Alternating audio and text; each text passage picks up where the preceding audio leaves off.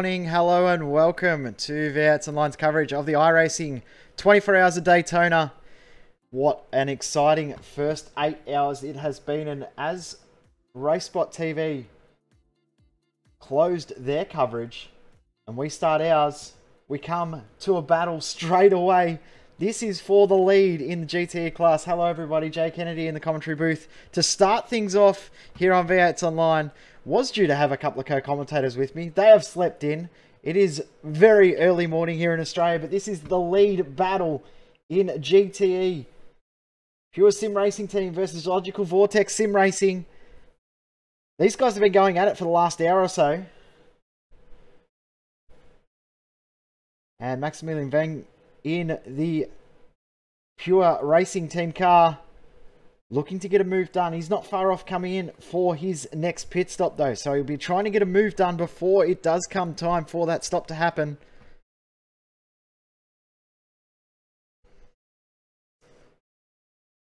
We'll see if he can get it done. And hopefully I'll have my co-commentators come and jump into the booth and actually get the messages to wake up. They have also been racing and wrapped up their stints in the car at about 4 AM this morning. So they have overslept their alarms, so hopefully they won't be too far away. But this battle is very, very hot and juicy right now.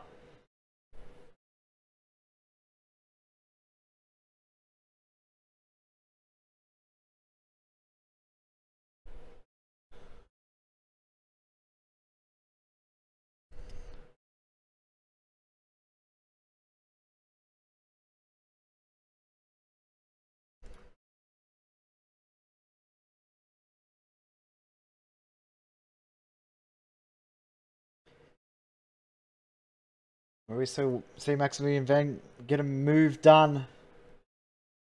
And Joggerez. The other classes at the moment are fairly stable in their positions. Not too much fighting and jostling. But this battle here is well and truly on. Veng may be close enough to get a move done this time around. Will he be able to do so?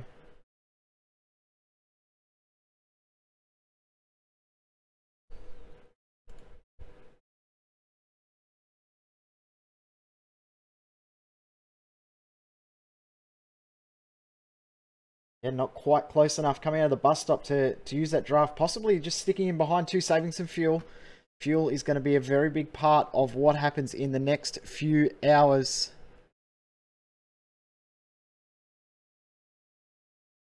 Just realised as well, I've got audio muted, having all sorts of issues. Not enough coffee at this early stage. There we go. We've got audio coming through now. My apologies for that. And we'll see Maximilian Veng be able to get this move done. He's midway through this stint, or 3/4 of the way through his stint, so not too far off coming into the pits. And the Logical car about halfway through this stint.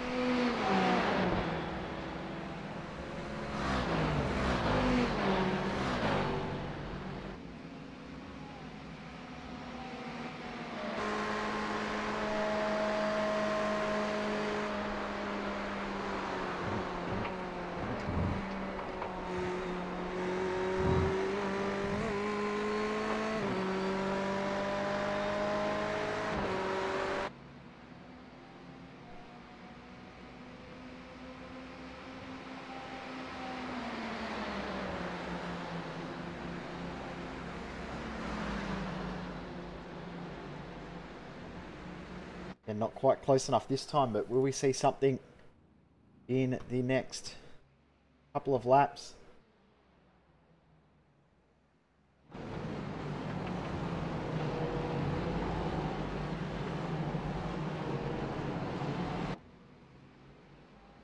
It's in the Vandervelde blue car around. They are a fair way off the pace of the Vandervelde blue car. They're 6 laps down from the leader, but Bryce Canellis fortunately racing the wrong direction at the second hairpin.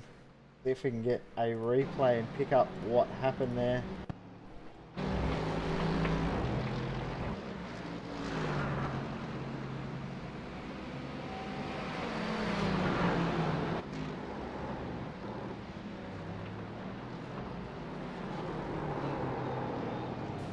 Oh, a little bit of contact between them and the ERT27 car.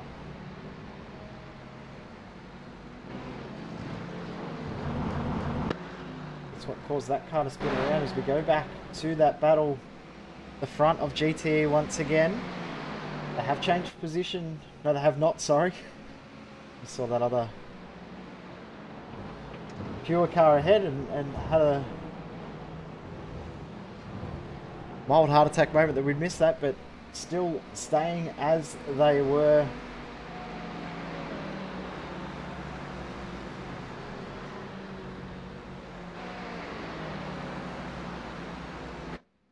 A big thank you to everyone around the world for coming over and continuing coverage with us here on V8s Online. It'll be a little bit more entertaining when my co-commentators finally come along and jump back in the booth, and hopefully they, as I said, they won't be too far away, but it's going to be a very interesting 8 hours.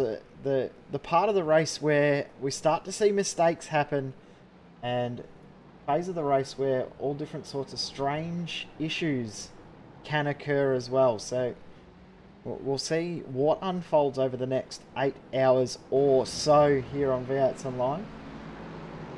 This battle at the front of GTE is the most spicy battle on track at the moment. We do have live timing available on our website v8sonline.com/live-timing.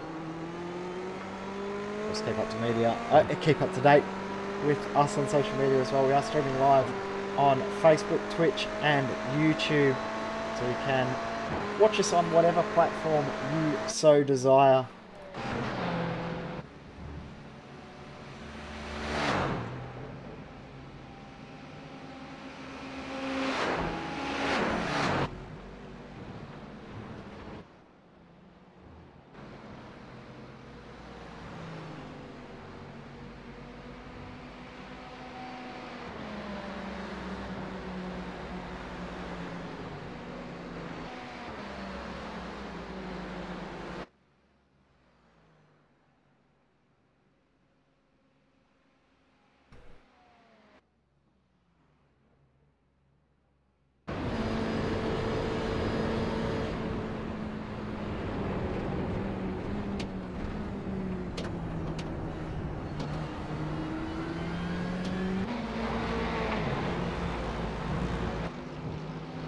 We obviously Maximilian Veng be able to get past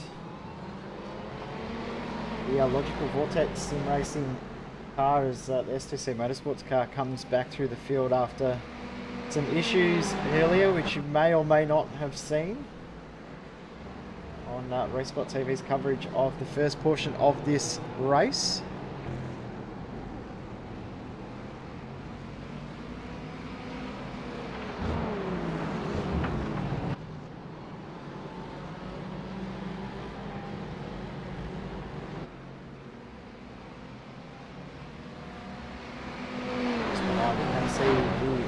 DP class leader, outright leader, Vanderbilt Sim Racing white car in the lead over Radicals Online, and Sinew Cube Inex Racing in third position. But Radicals have just made their pit stop, so they're a little bit out of sequence from the rest of the crew in this GTE class. This is first and second on screen. Maximilian Veng much closer this time.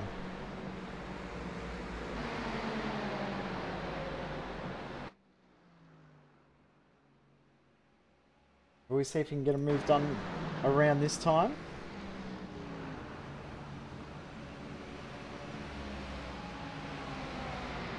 Gonna be tough DP there as well. They're going to go around the outside. Not quite able to hold, but Veng showing his intent now. Trying to come on through.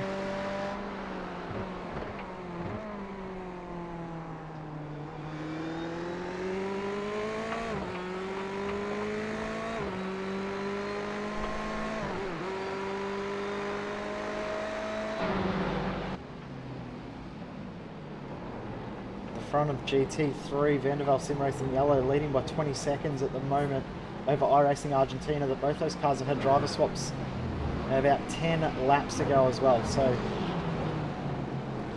that class battle has slowed for now. We'll stay with this battle at the front of GTE because it is spicy.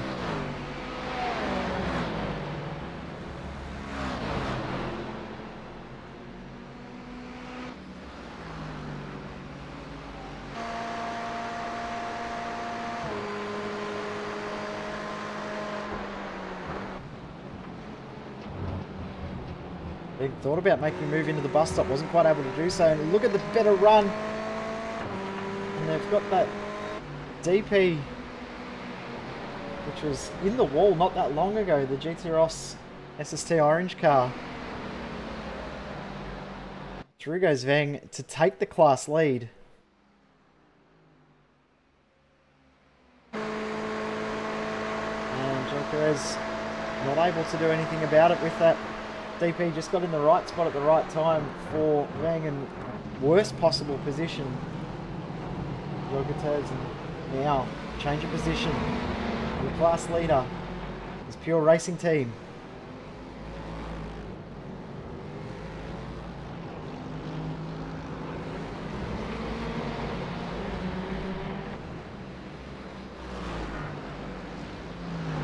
Instead, Florian Borta trying to come past lap traffic there. Boy, it's a big flash of the headlights, getting held up a tiny little bit on the GT Ross SST orange car, which moves aside. That's Florian Borta through. That's Pure Racing Team now leading GTE at the front of the DP class. Vanderbilt Sim Racing White leading now by about 68 or so seconds from Radicals Online. Vanderbilt also leading the GT3 class. A very good showing in the Road Pro Series. Out in front right now by 22 seconds. They've gone at the wheel and he's punching in some very, very quick lap times. Only half a second off that car's fastest lap of the race. Last lap around a 43.8 versus a 45.4 for the iRacing Argentina car. Currently in second position in GT3. Back to the front of GTE. It is still on between Veng and Grez.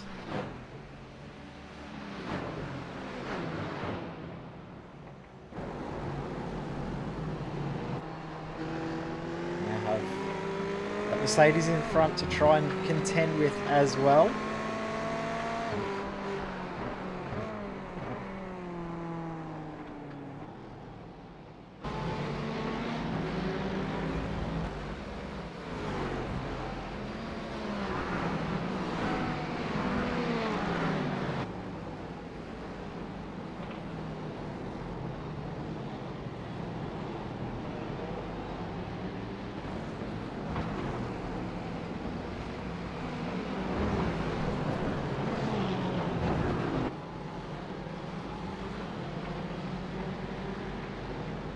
A little bit compromised with traffic because that DP just ahead, pretty much lapping about the same pace at the moment, not able to check out like we have or would have expected, because a little bit of damage to that car we saw just before RaceBot concluded their coverage. That car ended up in the fence coming out of the infield onto the oval, and now it's struggling a little bit with speed as Veng. It's a little bit of help with draft as they go through wide just ahead of Perez, and Veng will get the advantage of the Vendaval car and will come into the pits this time. So Pure Racing Team give up the lead that they had for one lap, give it back to Logical Vortex Sim Racing. Complete opposite strategy, those cars, so we will see them together in a little while, but it might take a few laps for that to happen. At the front of the field, we've completed 300 laps of this race. Vanderbilt Sim Racing White leading by 1 minute and 7 seconds over Radicals Online.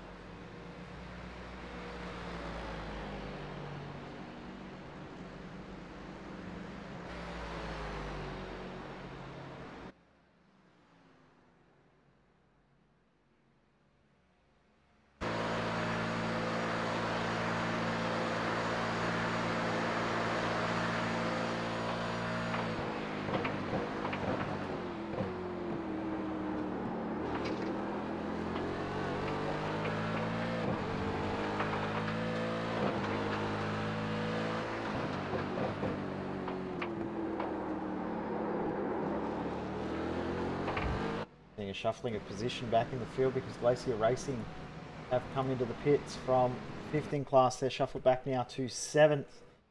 Been passed. Right, sorry, they're back to 11th. They were in 7th position.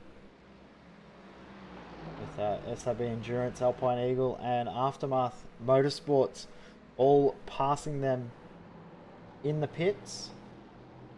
The racing team has come back out on track. No driver swap in that car. Maximilian Venn continuing on.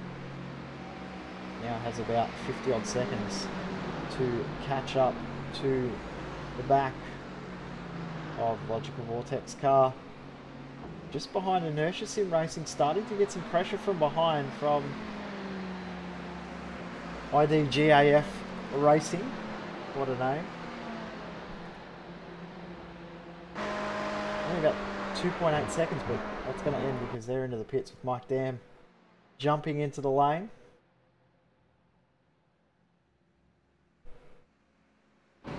Then we'll battle in our GT3 class between Evolution Racing Team and Glacier, who've just come out of the pits. They've come out right behind the Evolution Racing Team 225 car.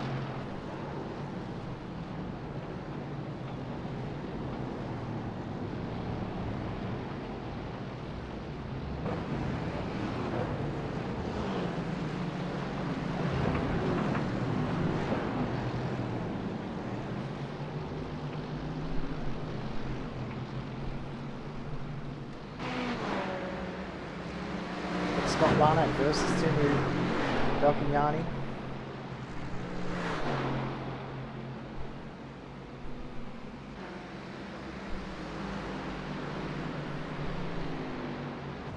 So we started the race with 55 cars. We are down to 43 runners. We're into the second third of this race. Approach halfway. Remember to like us on all of our social media platforms, Facebook, Twitch and YouTube. We are live on now. We also have a Twitter account as well, @VAtsOnline, for all of those platforms. Second at the moment, separating Evolution Racing Team, Glacier Racing. Glacier did take tyres at that stop, so we'll see how much that tyre advantage can help Glacier Racing car. They move on by and up the field. Guys are about 2 laps down from the class leaders, but these battles that we find at the back end of classes are usually very heated.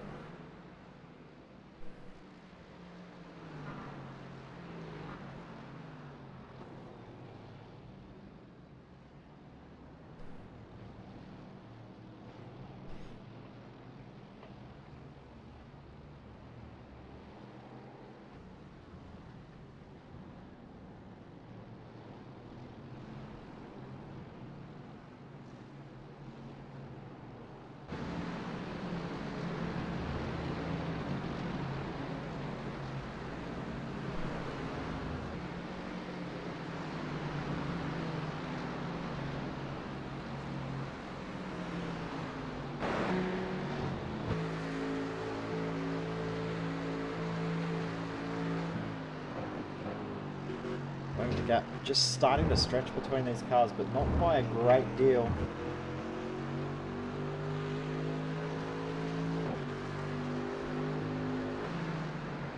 Cut away from that battle and go back to another one because Radical's online. Starting to get pressure from behind from the IDGAF racing car. Which has just come out of the pits. Just noticing as well on the timing sheet, the MSP Phoenix car was, I think, the 84 car that is. Been in the pits for a fair while, so it looks like their day may be done.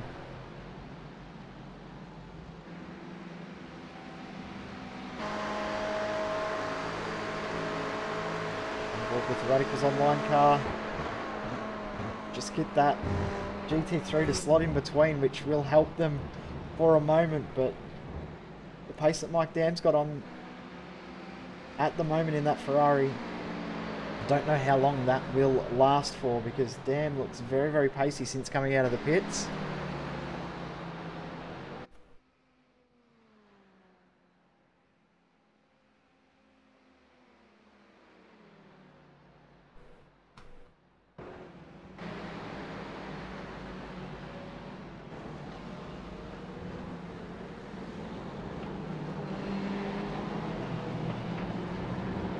Have this MQ next racing car also come into the pits, and they have gone a lap down from that, but they will cycle back through onto the lead lap. And we see the Vendaval Sim Racing white car in the pits probably in about 2 or 3 laps time.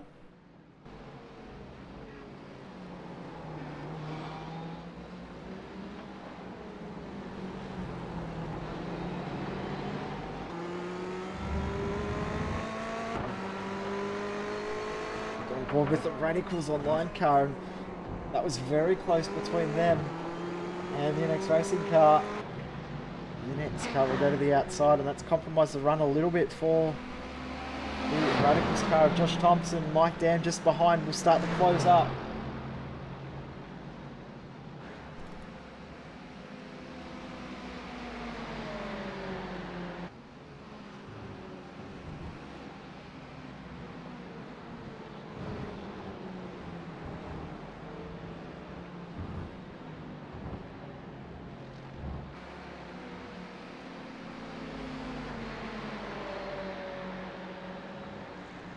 Dam may not be close enough to get this draft advantage this time, but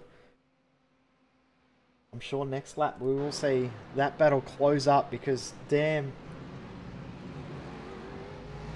looking like he's got some very, very good pace. Now obviously fresh tyres, full tank of fuel. Big change for the GTE cars in the last little while, with fuel and tyres being able to be done at the same time. So let's change what strategy there used to be with these cars. It eliminates that now. Every single team will be taking tyres at every stop, but in the past we've seen teams double and triple stint tyres in the GTE field to try and get track position, but that strategy play has now been removed, and these Ferrari and Ford GTE cars, actually I think got Ferraris in the field.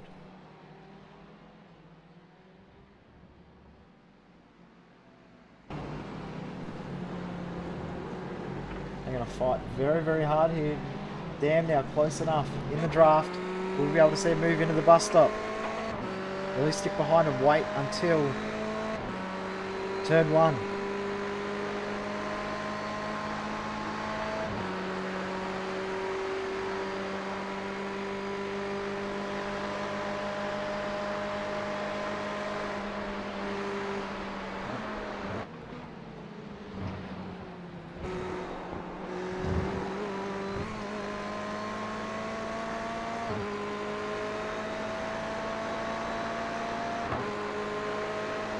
Now Dam's going to get this done. Probably have to go around the outside. Won't be done easy for him. Josh Thompson will hold the inside line. Dam around the outside. It's going to be tough into turn 1 to hold it through there, but we have seen it done. Really be able to do it. Might not be close enough. Josh Thompson holds on in the Radicals Online car for another lap. Not far of seeing that car in the pits though, so that could change how this battle plays out, as we see our, almost contact now. The race leader has come in, serviced their car back out on track in the Vendaval Sim Racing white car, so they have resumed the race from the lead, stayed in the lead now, 25 seconds separating first and second in the outright class, in the DP class. But GTE, this battle here right now is where it's at. This is 6th and 7th in class, 19th and 20th outright. This is on for sure between these guys.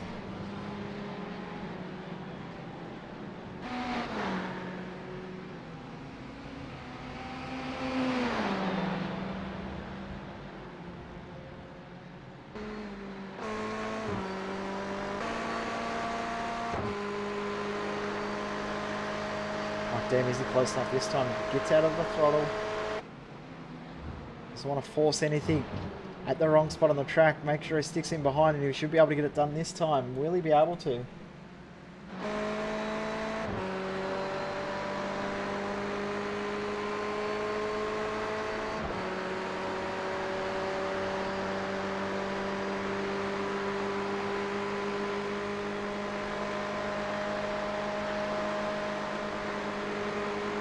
Damn knows he's not going to be able to get it done. Gets out of the throttle, saving a little bit of fuel. Not a bad ploy. Fuel, very, very important in these endurance races. You can save yourself a little bit of fuel. It can make a big difference when it comes time for the pit stops. Either get you an extra lap out on track or save you half a second or so in the stop. Makes an easy pass. Mike Dam applying a lot of pressure to the back of Josh Thompson at the moment.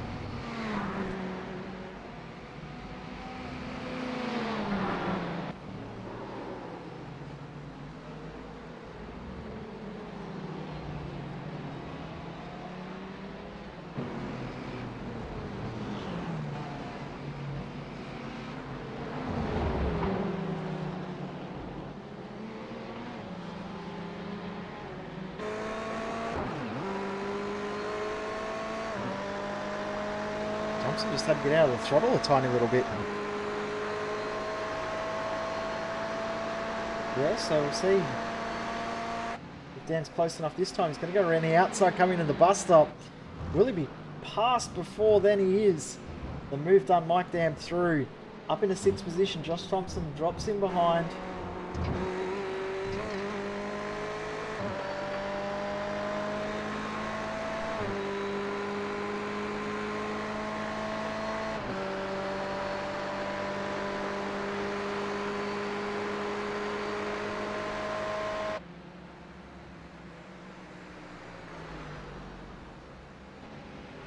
Thompson's starting to close back up with this draft. It does play a very big key.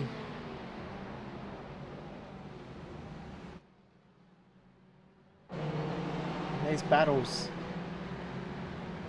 Spend so much time on this circuit in draft. It looks like Mike Dam is going to be able to pull away from the back of that Radicals Online car.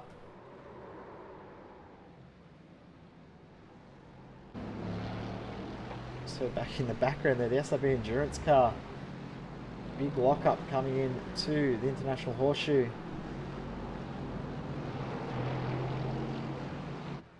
At the front of GTE, it is stable for now, but Core Sim Racing under a bit of pressure. It's just behind Maxime Paulet, Maximilian Vang in the Pure Sim Racing, Pure Race Team, sorry, Pure Racing Team. GTE.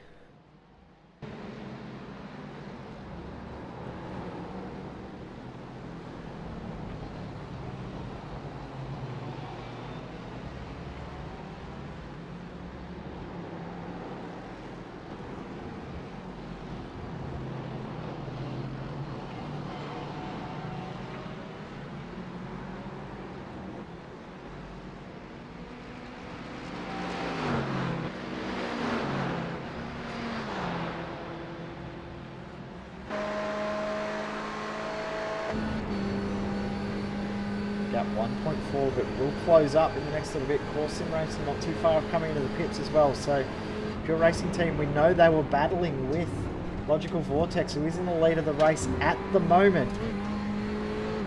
At the pace that the Pure Racing Team car has is very, very similar to the Logical Vortex team. So it's going to be very close when they come into the pits.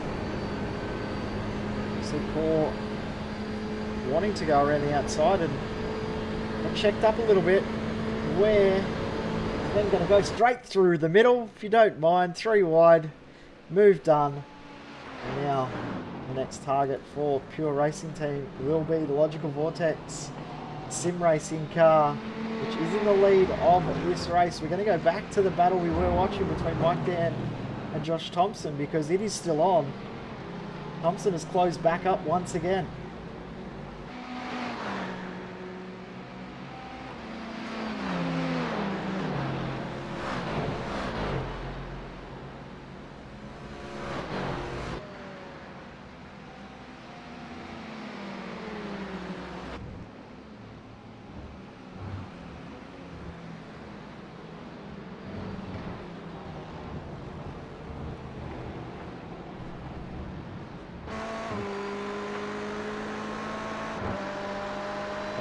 Racing Team on the 27 car in the pits with the driver spot. Ethan Good jumping into that car, but Radicals Online versus IDGAF Racing, and have a look at the overspeed from the Radicals Online car. Not quite able to get it done, but massive speed advantage coming into the tri-oval over the start-finish line.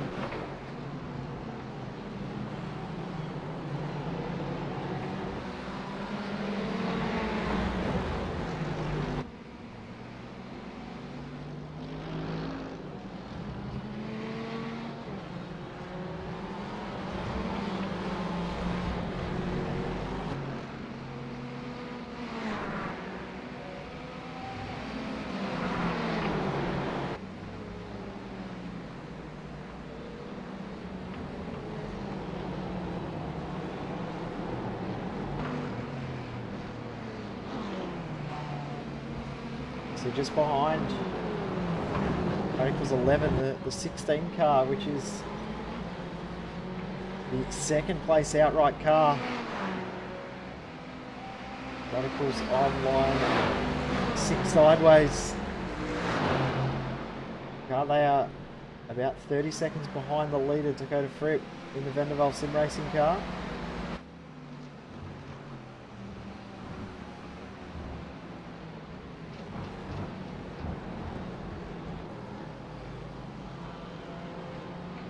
Sim Racing car that we just saw got past for second position by this car, the 71 Pure Racing Team blue car.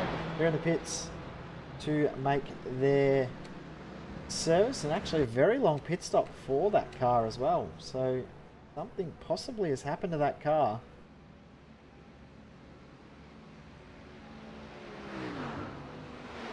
They've been stopped for over a minute. That is not a good sign for the Core Sim Racing car.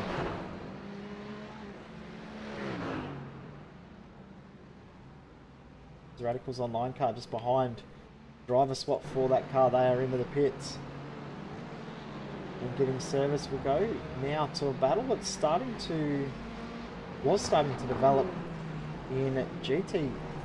Vandervelde Sim Racing Yellow, very big lead, but second and third is starting to get a little bit juicy between iRacing Argentina, who were in the lead of this race for quite a while, second position by around about 30 seconds, but the MSP Phoenix Racing car just behind, starting to close up, gap 3.7 seconds.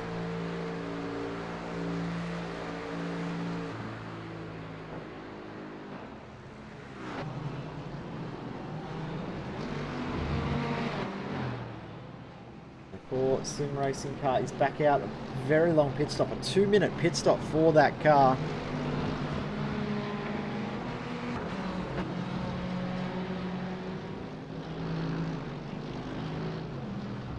Put them out of contention and drop back into 7th position in class. But for Sim Racing GTE, their race and battle for the pointy end of the field is over for now.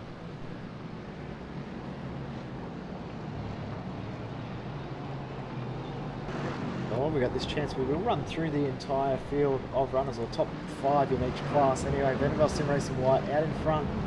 Outright, they lead by almost 30 seconds at the moment. Dakota Fripp at the wheel of this one at the moment. Radicals Online 6 sideways, as we said, second position. Adam Turney at the wheel. They have a fairly big gap back to the next car, which is Sim U Cube Inex Racing.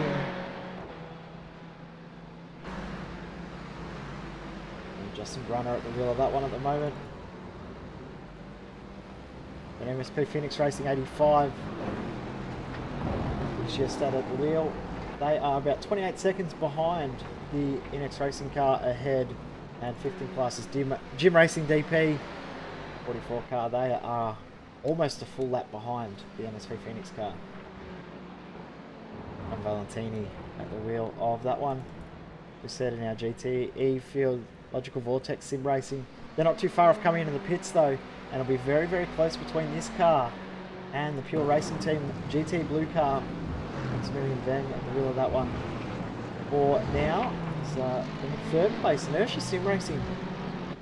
They're not far off pitting for their next time as well at the moment. Dimo Lapinen at the wheel of that one. Then Mike Dam in fourth now with Timothy Jackson in Evolution Racing Team 26 car. Fifth position in that class in your GT3 field. We've got Dave Galink in the Vanderbilt Sim Racing yellow car with iRacing Argentina in second.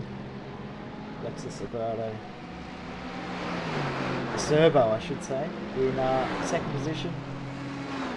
Then MSP Phoenix 86. Marcus Peppenbrock. Well, that one then in fourth. We've got Chance iRacing. Fernandez Guerrero in that car. Then Shinya Machini Sim Racing. Young Rick Mullerman at the wheel of that car. That is your top 5 in each class for now. We'll see if the Logical Vortex car comes in this lap.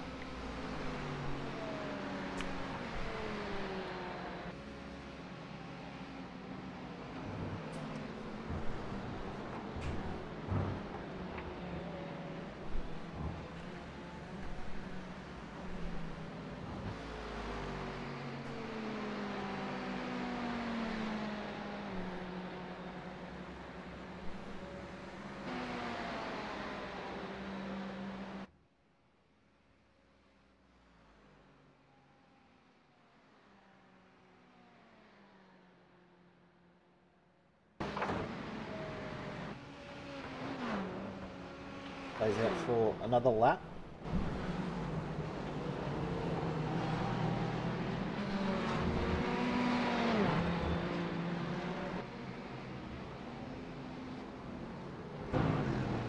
Vanderbilt White in the lead. Their gap first to second. It's dropped by about 2 seconds on the last lap, and just behind you can see the Timmy Cube Inex Racing car.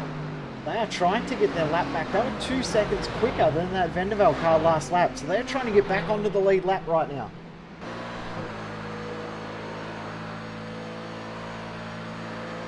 That DP ahead is that car for... Well, that is the leader of the race outright. This car here that we're on board with last lap, 138.8. The race leader, Dakota Fripp, a 140.4. The SimCube NX Racing car, I think, will get their lap back right now.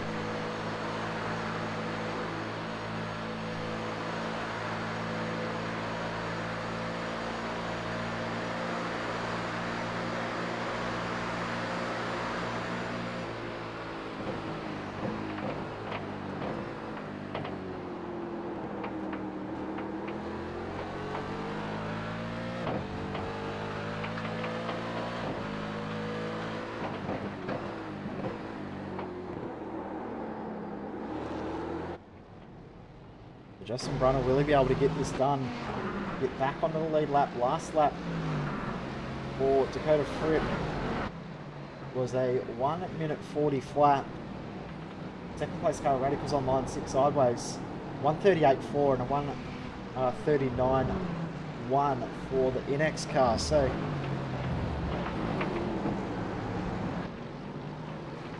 will we see the NX Racing car get back onto the lead lap?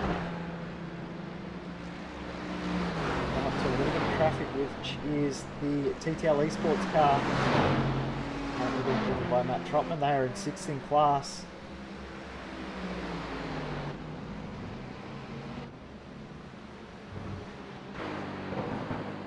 A little bit of pressure starting to be applied for Dakota Fripp at the moment.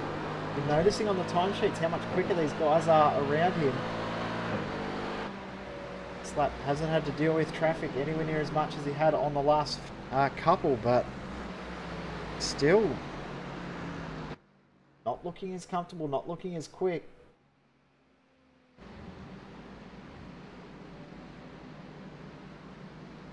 Austin Bruno might be able to get this done this time, not quite close enough again. He'll be very keen to get this move done, get himself back onto the lead lap.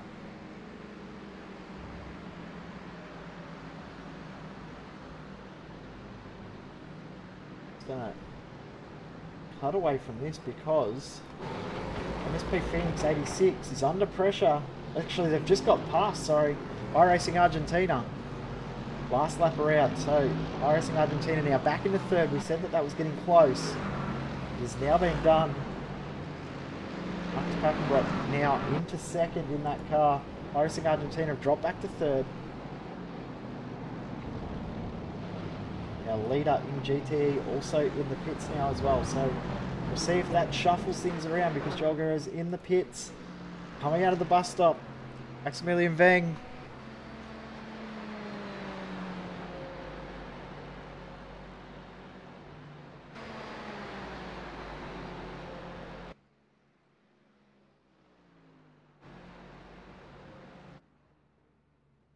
Away goes the Logical Vortex car. This is going to be very, very close between them and the Pure Racing Team car who may get them here. They do retake the class lead and by a decent margin as well. Joel Guerrero is just coming out of the pit lane. Very, very tough pit lane as well. That main corner in the pit exit. Oh, it's off the track just ahead. It's Evolution Racing Team. 226 car, Benjamin Smith at the wheel of that one. There may have been contact between them and the Pure Racing Team car. The CPR replay on that one. If we can pick up exactly what happened.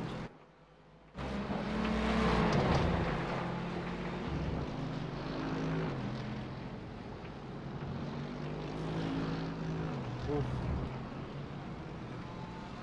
That was messy, to say the least.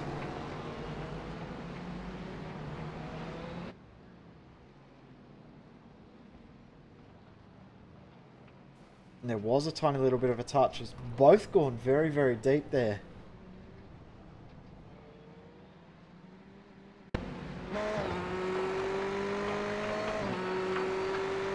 Pure Racing Team. Possibly a tiny little bit of damage from that as well. We come back live.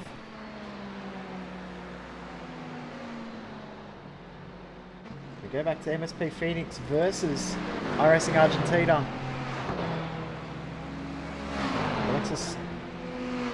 Alexis Acerbo just sticking with Marcus Packenbrock at the moment.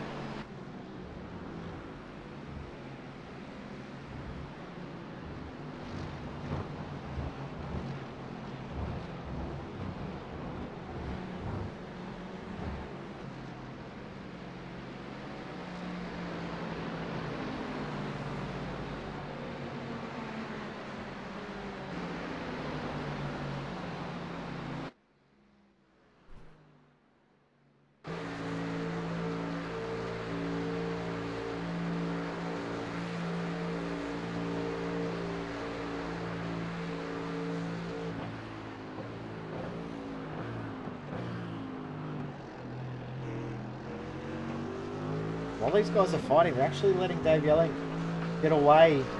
Gap now, 40 seconds, first and second. Vendaval Sim Racing Yellow. Really got a grasp on this class at the moment. Up the inside goes the Gym Racing BP car.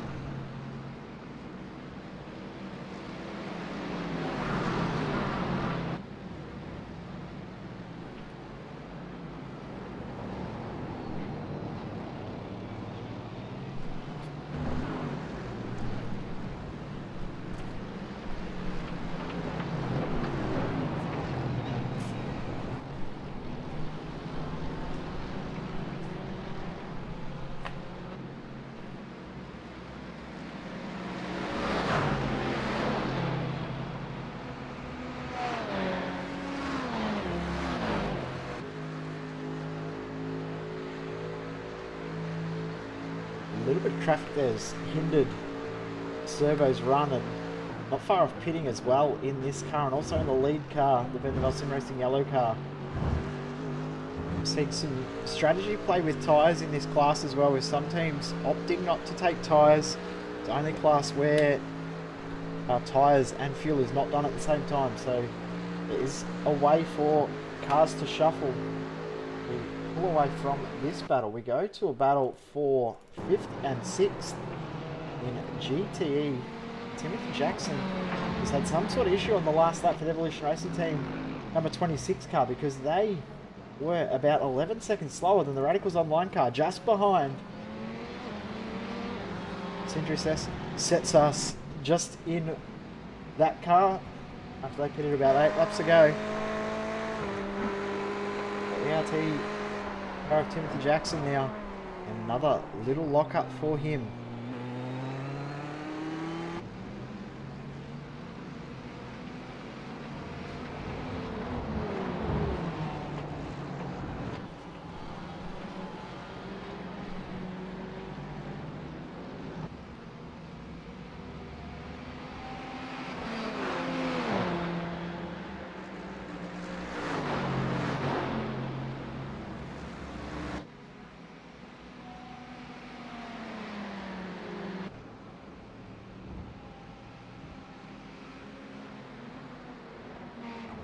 Starting to see the pits light up with quite a few teams of drivers in to do driver swaps and refuel.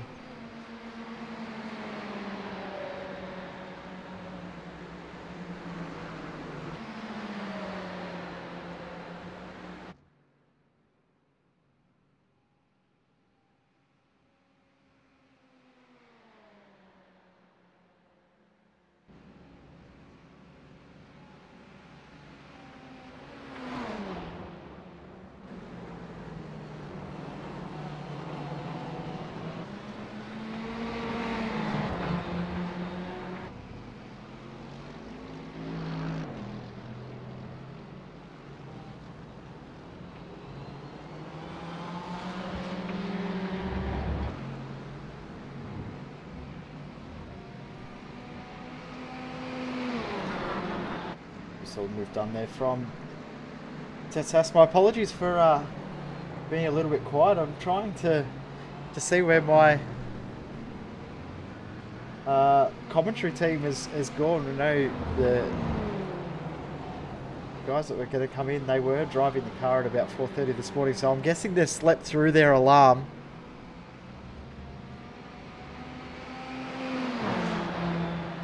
We'll have a few people come and join us. It is very, very early here in Australia, so we'll have some guests come and jump in the booth throughout the morning and day. We still have 7 odd hours of coverage to go here on V8s Online.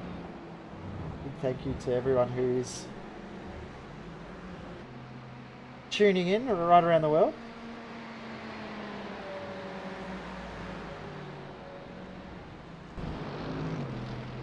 Right on Q2, the battle between Pure and Logical Vortex is about to heat up, because Logical Vortex is starting to close up to the rear of the Pure Racing Team blue car.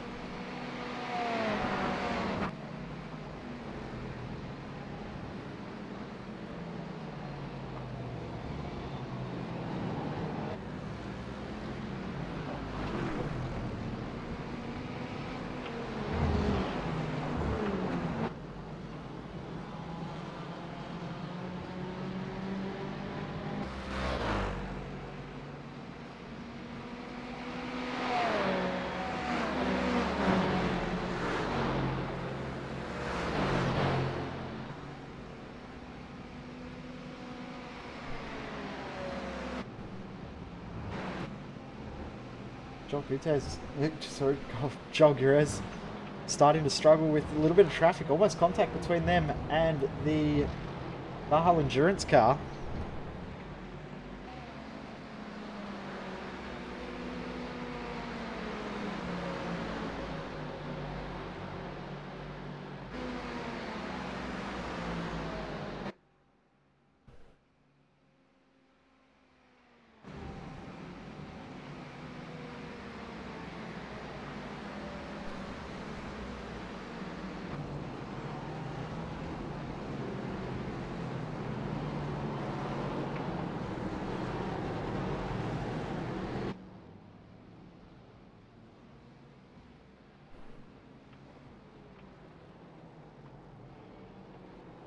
Behind, we'll go back to that Radicals versus Evolution Racing Team battle, because that is still on, saying that Timothy Jackson's starting to lose a little bit of ground to the Radicals Online car and may not be close enough. Just holding on to the draft at the moment, but he's really struggling in that car.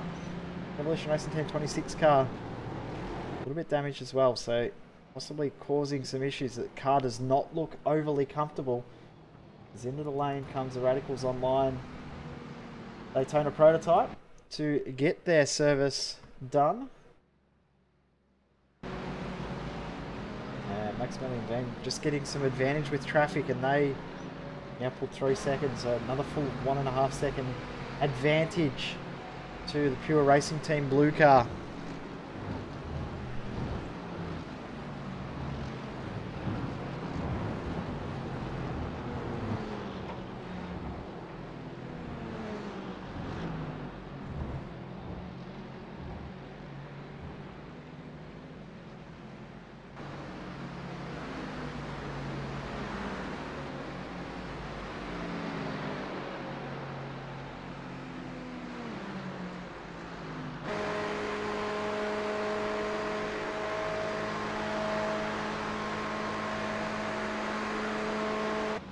So the iRacing Argentina car into the pits, driver swap also in that car.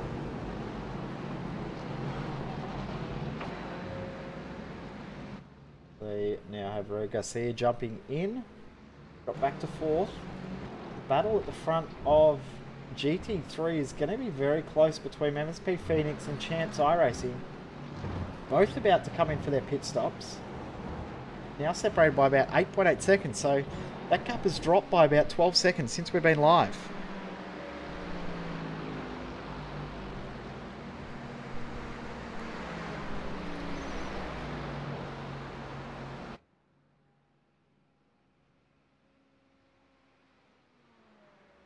Into the pits comes Champs iRacing. Fernando Guerrero comes in to take service in the Champs iRacing number 12 from 2nd position in class.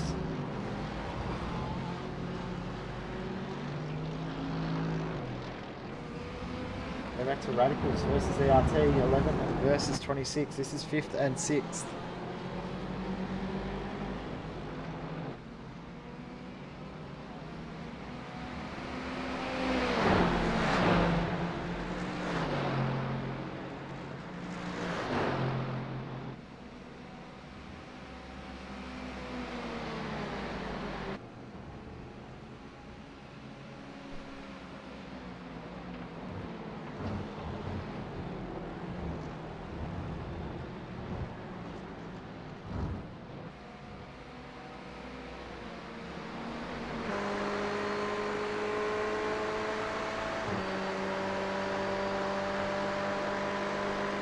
T26 car now well and truly in draft range. Will they be able to get a move done in the next couple of laps?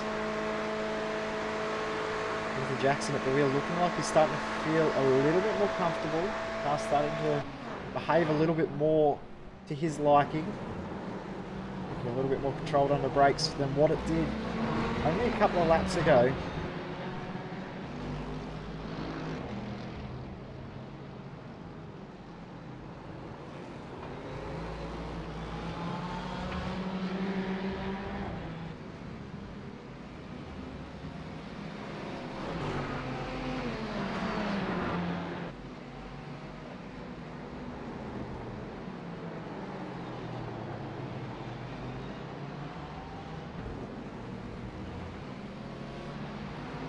Jackson, you can see now, he's right up behind Andres Sass in the Radicals Online car. Will he be able to get something to happen in this next 2 or 3 laps? He's now back in draft range for sure.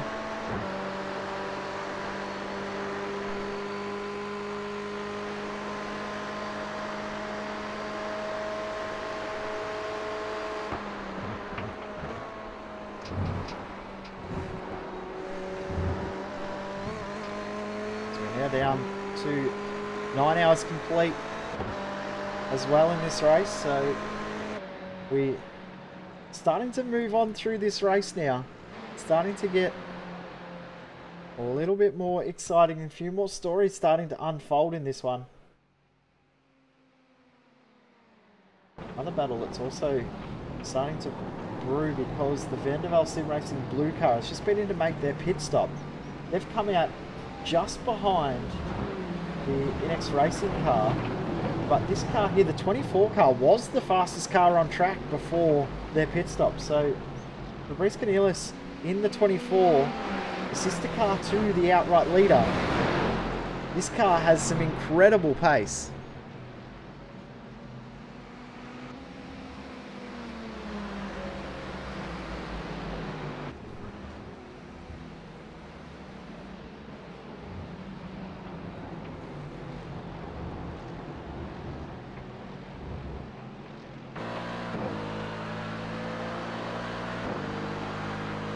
Lapping around about half a second quicker than the entire rest of the field in this class. So this car has some real pace, and you can see just ahead is the leader of the race.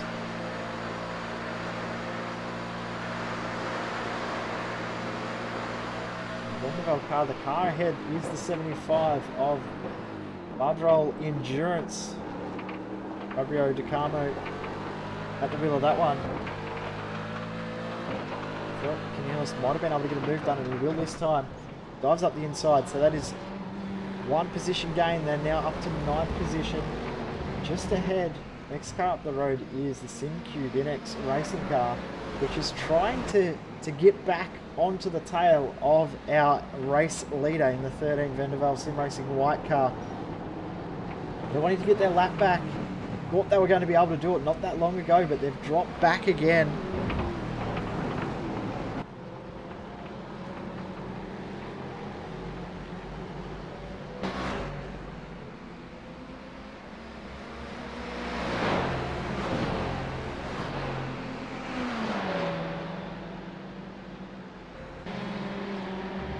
Go back to this battle we were watching, because it has got very, very close once again. Radicals Online, Evolution Racing Team, very, very close right now.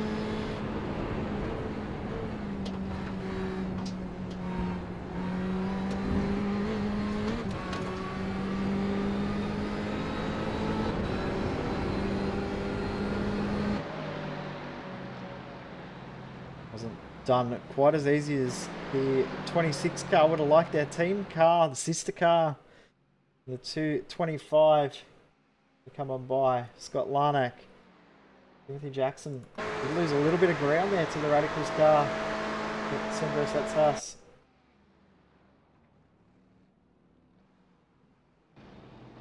Go back to the front of this GTE field. It is now at 3.9 seconds. So Maximilian Veng starting to pull away from the Logical Vortex car, which is second in class, obviously.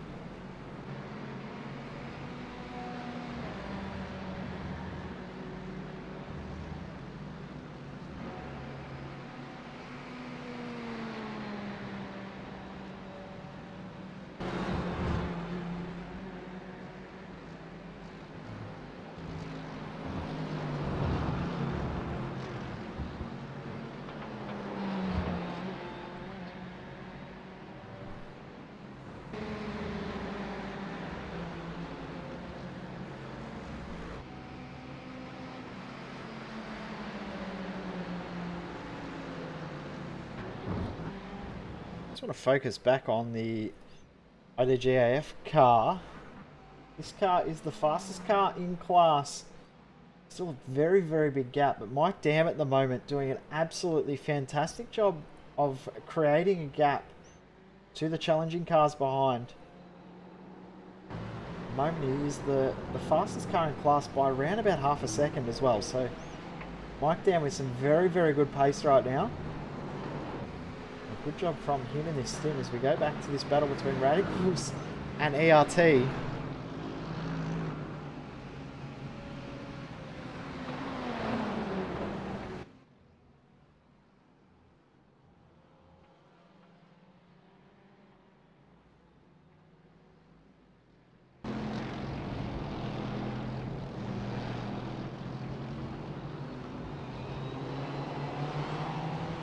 Don't forget, we do have live timing available on our website. It is vantsonline.com/live-timing.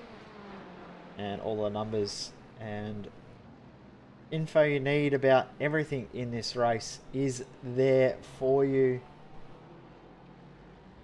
This battle is the closest battle at the moment in this race. This is 5th and 6th in class in GTE.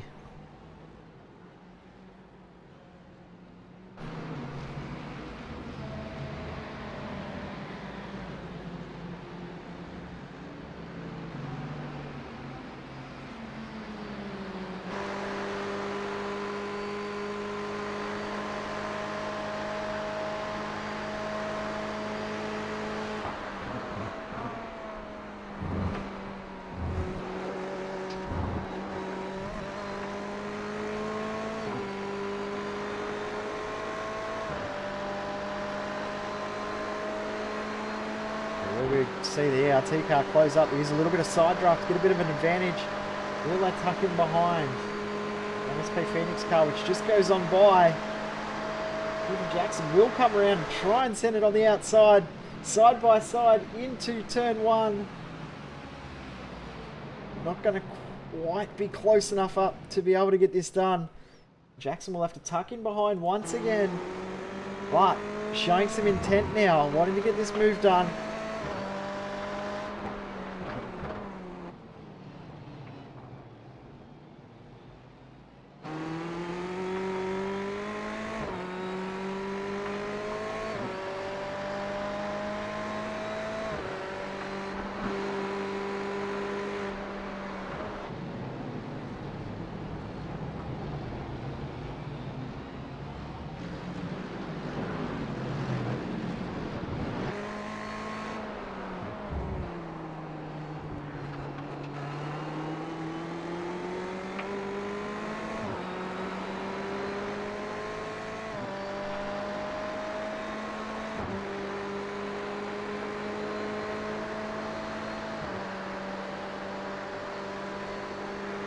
Jackson now close enough once again. See the draft pulling him up to the rear of this Radicals Online Ferrari. Won't quite be close enough to get a move done now, but it's out of here. He doesn't lose a tiny little bit of ground through the bus stop. Will he be close enough to potentially get a move done into turn 1? I don't know if he will. Had that side draft advantage from the DP last time. Don't know if draft on its own will be enough.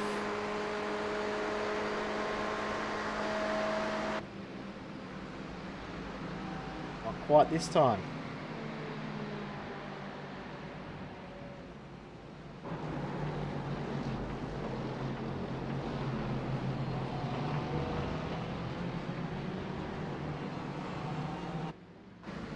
Cut away from this because it's on for third and fourth in the GT3 class. Around the outside goes Greg Garcia in the iRacing Argentina car. Over the MSP Phoenix Racing 86. iRacing Argentina now from fourth back up to third after their pit stop. They did drop a couple of spots. Now working their way back forward once again. They were leading, as I said earlier, they were leading this class for a good portion of this race. Now back in third. A little bit of work to do to get back to where they were. Around about 35 seconds behind the race leader. Or 40 seconds, I should say, behind the class leader, which is Vanderbilt Sim Racing Yellow, which still is the fastest car on track in that class.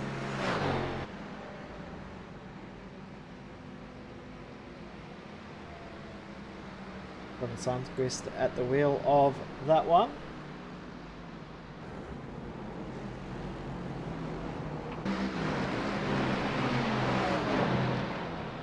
No real battles at all to speak of in the DP class. We've seen the SimCube NX car into the pits to take their next pit stop.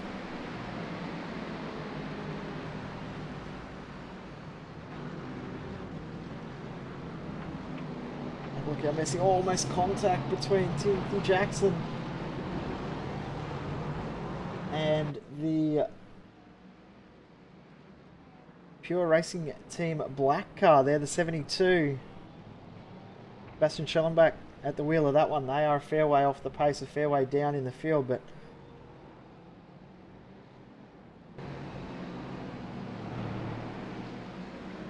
some juicy battles throughout the field, and traffic is really being a big factor.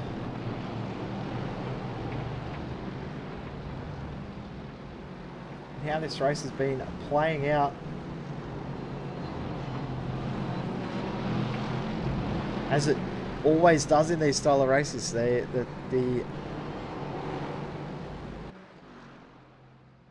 traffic is a big key in how these races unfold. As we hit the 1 hour mark, or just over 1 hour of our live coverage here on V8 Live, we're going to take a very quick break. We'll be back.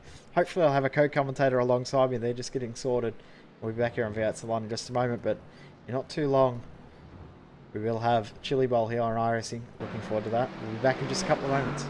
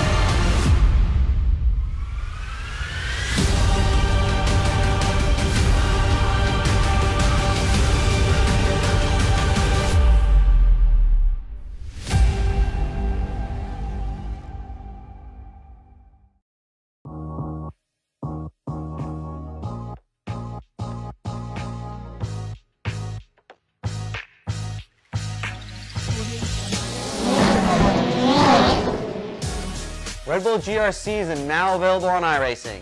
I personally put my blood, sweat, and tears into this thing, developing the cars, the tracks, the dirt, making sure it is authentic as possible, and I really think you guys are going to love it.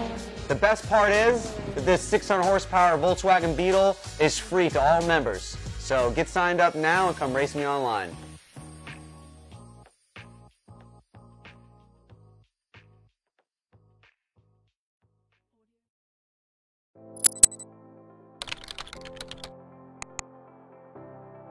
iRacing.com is a sim racing game that combines a true-to-life racing experience with an online community of virtual racers from all over the globe.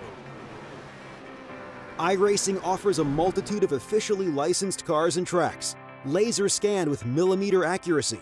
Their car models and mechanical systems are based on real-world physics and engineered in cooperation with manufacturers and race teams. iRacing's web-based interface allows members to compare stats and test drive any combination of car and track instantly. Their skill license system ranges from rookie to pro, ensuring members are always pitted against those with similar skill sets. Members are able to sign up for a weekly race series, compete in time trials, host a private race with friends, and participate in racing leagues created and run by the community. With over 60,000 members, iRacing works in partnership with renowned motorsport organizations like SRO Motorsports Group to deliver virtual races based on the real-life Blancpain GT series.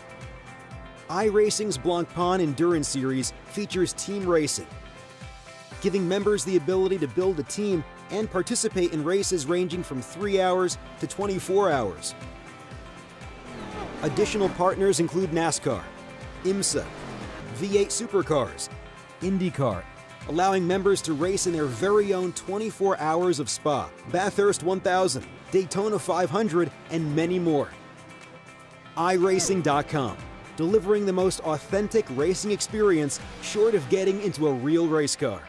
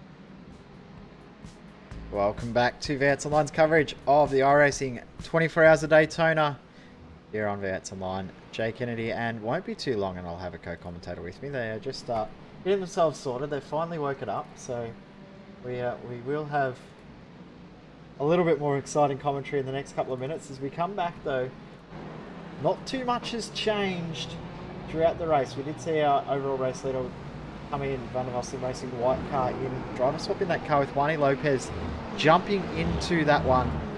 But this battle between Radicals Online and Evolution Racing Team still going on. It did stretch out, but it has closed back up once again.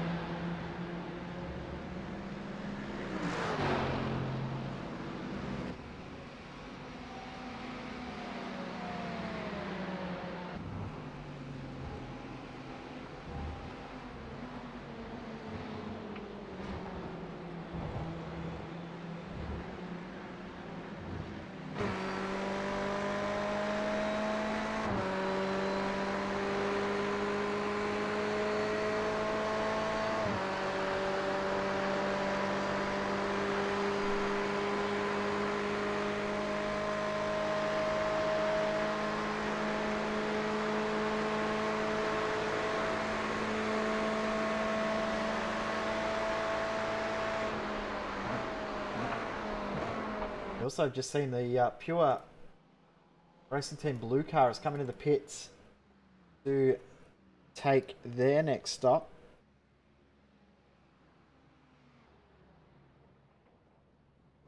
And now into the car is Jonas Wollema.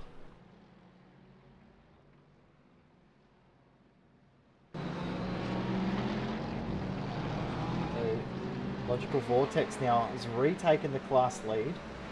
But how long will that last for?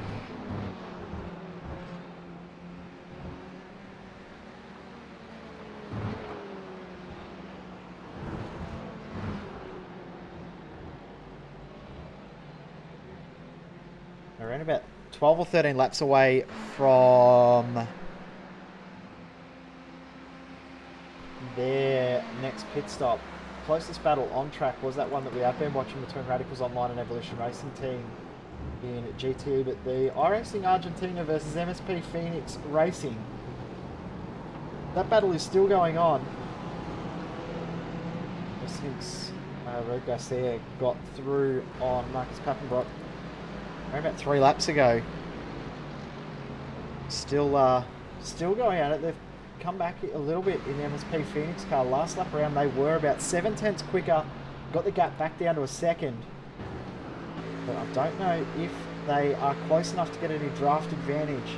Might need a little bit of traffic help, which they could possibly get there because Garcia did have to check up a tiny little bit for that DP just ahead.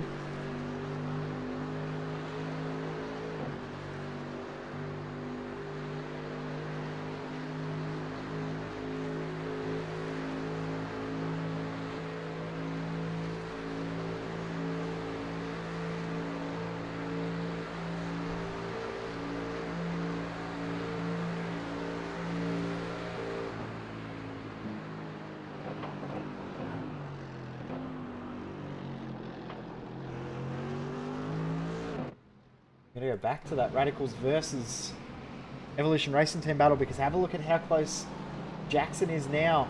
These guys are only about 4 or 5 laps off pitting as well, so Jackson will want to look to get this move done in the next little while. Either that or save some fuel, be able to jump in the pit stops. Tetsas doing a good job of holding on for now.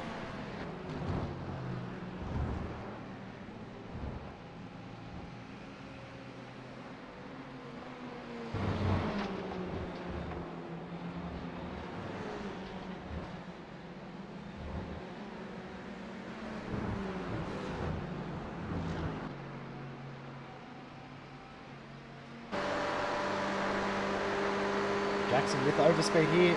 Tetsas goes a little bit wide, possibly going to let him through here. Tetsas has not fought that at all. And that is going to be moved on. Evolution Racing Team back up into 5th. Dropping back to 6th of the Radicals Online car.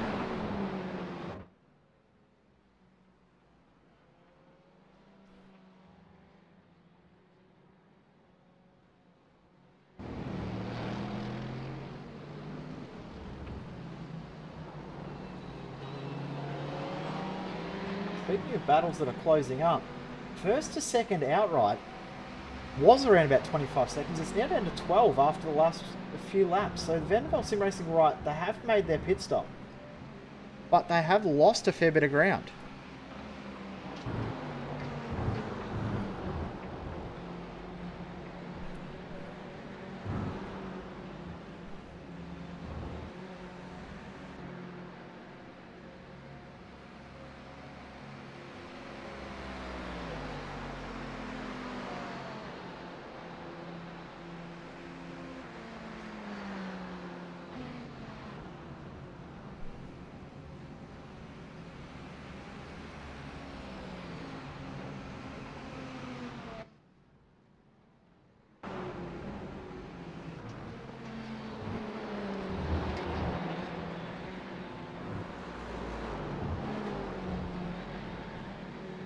Seeing Performance Sim Sports in the lane. And Briffa getting into that car, and oh, that's on a little bit of a charge. A tiny bit of damage to this car, the VRS Coranda Sim Sport car. Renz Brookman now at the wheel of this one.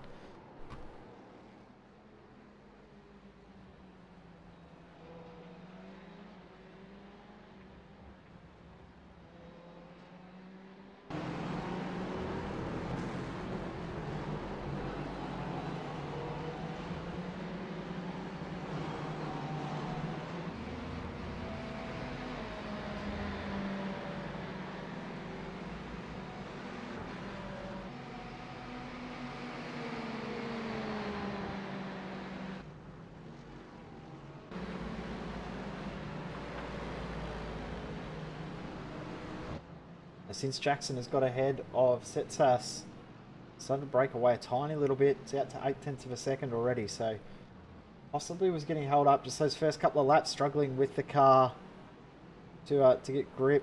And, made a couple of little mistakes and was locking some wheels, and now I've got a bit more of a feel for the car.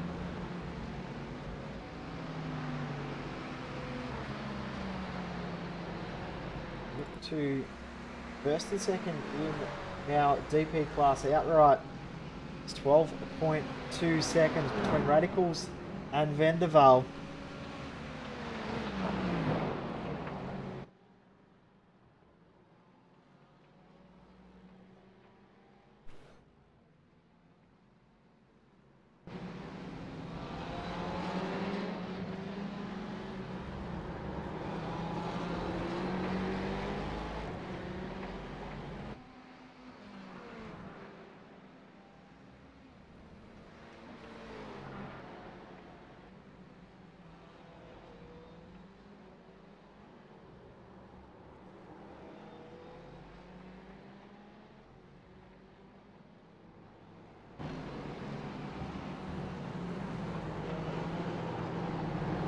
My apologies for just getting silent for a second there, because just getting a couple of messages. I've got a couple of commentators coming and jumping with me, so I'm going to go from being by myself to having a couple alongside, and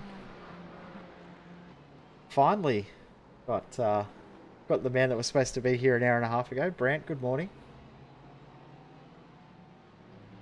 No, can't hear you, mate. We'll get him in a second.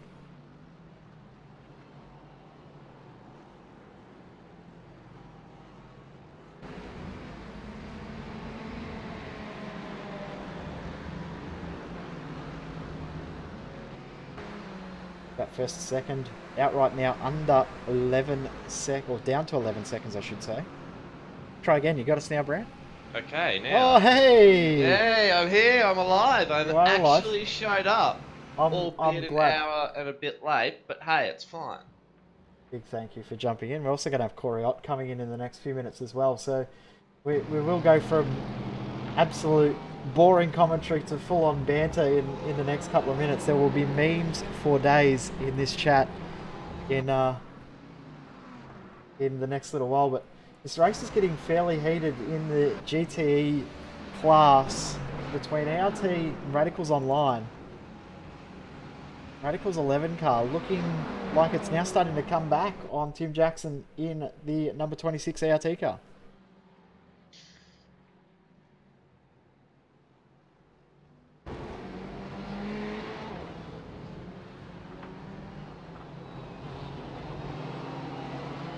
Now, Brad, I know you were racing. Is your car still going?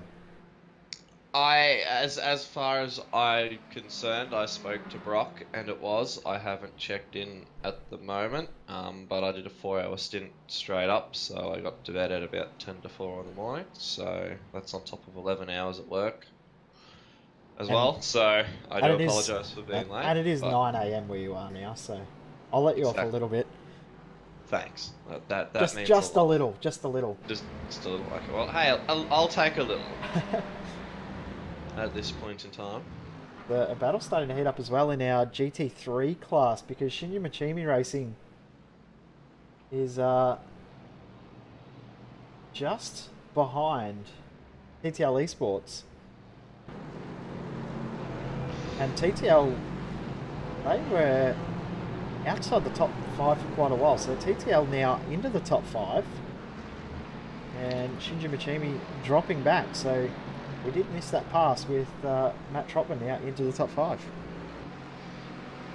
It's quite an achievement for TTL, given the fact that I know they had only really decided on the Mercedes basically the day of the race in true classic TTL endurance racing style, but obviously they've got the guns in it with Trotman in the car at the moment, who we know is a very decent steerer in these GT3 cars, so it's no surprise to see them back up into the top 5 in class. No, not at all. It's good to see them moving on forward, and hopefully they can get a little bit of ground back. They are a full lap down from the leader, so we've got 4 cars in GT3 on the same lap, on the lead lap. In the GTE class, we only have 3 cars on the lead lap, and in our DP class we only have 3 cars on the lead lap as well. So GT3 is where we've got the most contenders for the race win, but banter for days, and there will be a lot of banter. Those that don't know, Brent and I, we chat quite a lot, and there's always good fun banter between us. So there will be some entertaining viewing throughout the next few hours, because we will be surely having a laugh, and hopefully that will translate along to you guys watching. But very big audience. I don't know if you've actually looked at how many people are viewing, but this is I think the second biggest viewer numbers we've ever had on V8's Line for a Life broadcast. So there's some pressure for you, Brant. Well, once I become more of a functional human being, I'm sure my commentary will improve tenfold. But I apologise to everyone at this juncture in time. I'm not a morning person, so for me this is still very, very early mornings, just waking up. It is very early for me too. I actually, before we come live, I went and jumped over on the race spot broadcasters. We just seen the T26 car in the lane. I jumped over there and was chatting to them at 7 o'clock in the morning while I was sipping my coffee and drinking my cornflake. Eating my cornflakes. I need another coffee. Oh no, it's already started. Oh jeez. Nah. So it was a very, very early start for me as well. I've been up since just after 7 o'clock and trying to talk to those guys while they were asking me questions. I was not getting any words out at all. So, good to actually have someone to talk to though, as we are now being joined by Corey Ott as well. So we've got 3-man comms back in now. We'll now see some banter and some memes. This will be very, very good fun. Hello and good morning to you, Corey. Let's get the meme train rolling, boys. But oh well, you know, when you realise that your internet's buggy, and then so at the moment our car's in split 4 in the DPs, where we were third, and I hopped in the car and I plebbed it up for them by having shitty internet and dropping our car from poor internet, you mean? Poor internet? Poor internet. Sorry, I mean poor internet. But you're in the box for 3 seconds and you're already dropping swear words. Where's the swear jar? It hasn't been a good morning. Wow, for me, okay, we said there'd be memes for days, but I wasn't expecting it to get this extreme. Speaking of a good time, the ERT26 car has just made contact with the pit wall as he was exiting. Oh no! So that's not an ideal start for Tim Jackson on his next stint. At least he didn't hit the what do you call it, sleeping policeman there on their left. Out of pit lane. They literally make the cars explode. It's quite entertaining when you're just doing it for fun, though. Yeah, you only want to do it for fun, because they do absolutely kill you if you do that too aggressively. But Corey, does that mean that my team car was in the same race as you? Yes, in our split we had the talking car of your car, and we had the FSR car, and we had, I believe, one of Brandon's cars in there. Yeah, we had the other All-Star car, which I think is absolutely roasted after Dane decided to 100 I'm and not something laps surprised. out. So, does that mean that I might still have a car to get into after we finish this broadcast? Oh, I think at the moment that car's out. I have not seen it on track at all. Oh, I'm pretty sure it's probably because they're asleep. Let's do a 24-hour race, but no one's going to want to do the night shift. Let's just do the first hour and chuck it in the pits, and we might do some more laps later. Absolutely no rostering of drivers whatsoever. Well, fake until you make it. They decided to race. I said to you guys, I predicted about 10:30 on Saturday night there'd be a message, hey, who wants to do the 24?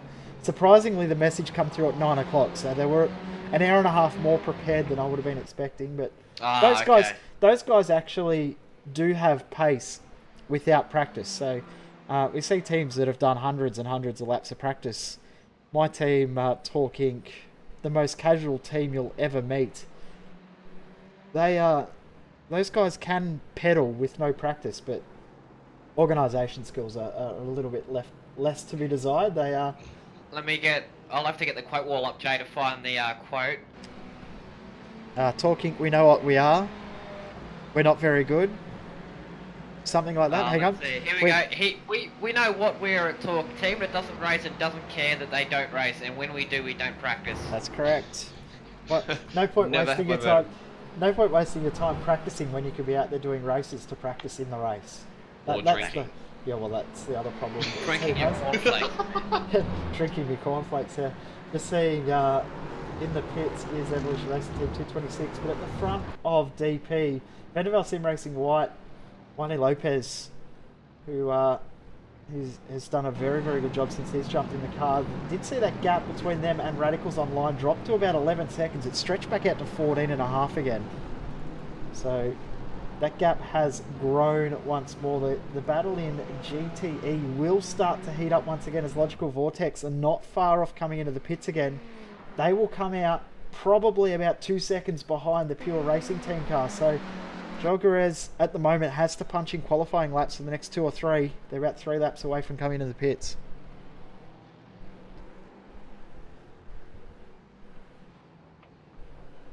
It's going to be more competitive than what any other split is at the moment.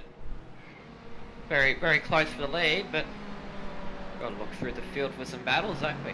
Yep, but battle for GT3 is actually going to heat up because I've just noticed the Vanderbilt Sim Racing yellow car is in the pits. Dave Gallank at the wheel, but that car is not in the pits at the same time. They were in the lead. The 699, are they out of the race? The 699 was leading that class by around about 40 seconds. Dave Gallank is just out of the pits now. Clean car, no damage. So may have been a driver change there potentially. Yeah, well, some internet issues, but they have gone a lap down on the leader. They are a full lap behind the leader now. So they were in the lead. It's a very long stop. So some sort of issue there for Vanderbilt Sim Racing because they've come out in 4th. They should have still been in the lead of the race after their stop. So I'm not sure what's happened to them. The Champs iRacing now lead. iRacing Argentina now back into 2nd. And MSP Phoenix Racing all lapping about the same pace. Matt Troppman in 5th. Is not far off the back of the Vanderbilt car, so it's not over. The GT3 battle is going to heat up. Have a look, Radicals Online versus Evolution Racing Team. Once again, Radicals car has come out ahead of the ERT car after their stop. They'll resume their battle they had for the entire last stint. Except this time those positions are swapped, which is probably caused by Tim having that slight slip up at the exit of pit lane there, but those GTE cars are a relatively fat car coming out of that narrow pit lane, so it's an easy thing to do. I've done it multiple times, but then again, I am one of the biggest plebs you will. That is very true. Ever, not a truer word I've ever heard you say. Well, I don't know why ASM is called all pleb motorsport because it should be APM. By the sound of things, it should be called that, Brandon. Look, to put one of our most favourite quotes in here from our alien himself, Dane Warren. On the outside, we look like TTR, we're professional and stuff, but on the inside, we're a complete and utter shambles. And that was proven last night within the first half an hour of the 24-hour race where we already started singing Rick Astley's Never Gonna Give You Up. Oh, yeah, you know when you start singing that song, the night's going to go downhill from there. We all know it. Well, amazingly, it only went downhill for one car.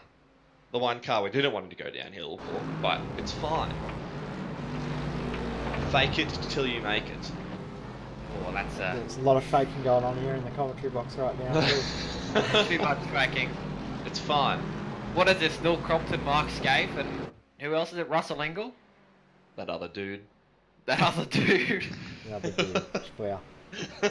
We're not far off seeing our class leader in GT in the pits. I've got to predict next lap around we'll see Joguerez in the pits, but last lap around a full second quicker than Jonas Wallimer in the Pure Racing Team car. So we may see this battle for 1st and 2nd be a little bit closer than I may have predicted a couple of minutes ago.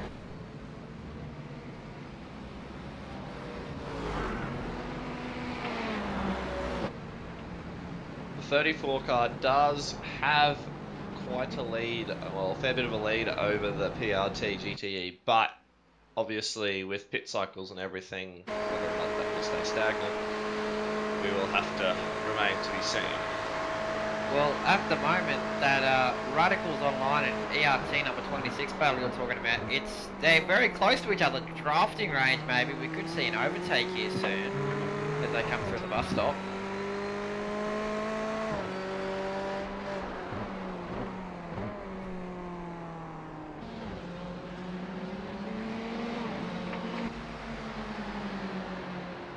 Yeah, Jackson looks like he's got that car a little bit more suited once again.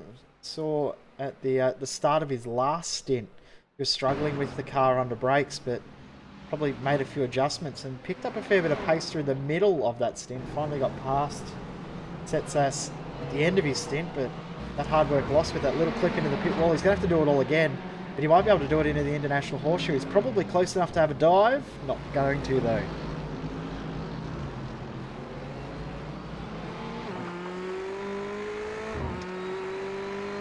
Now, one of the big talking points that we've had, I know RaceSpot have been covering it in their section of the broadcast, food, sim racing food, broadcast people food.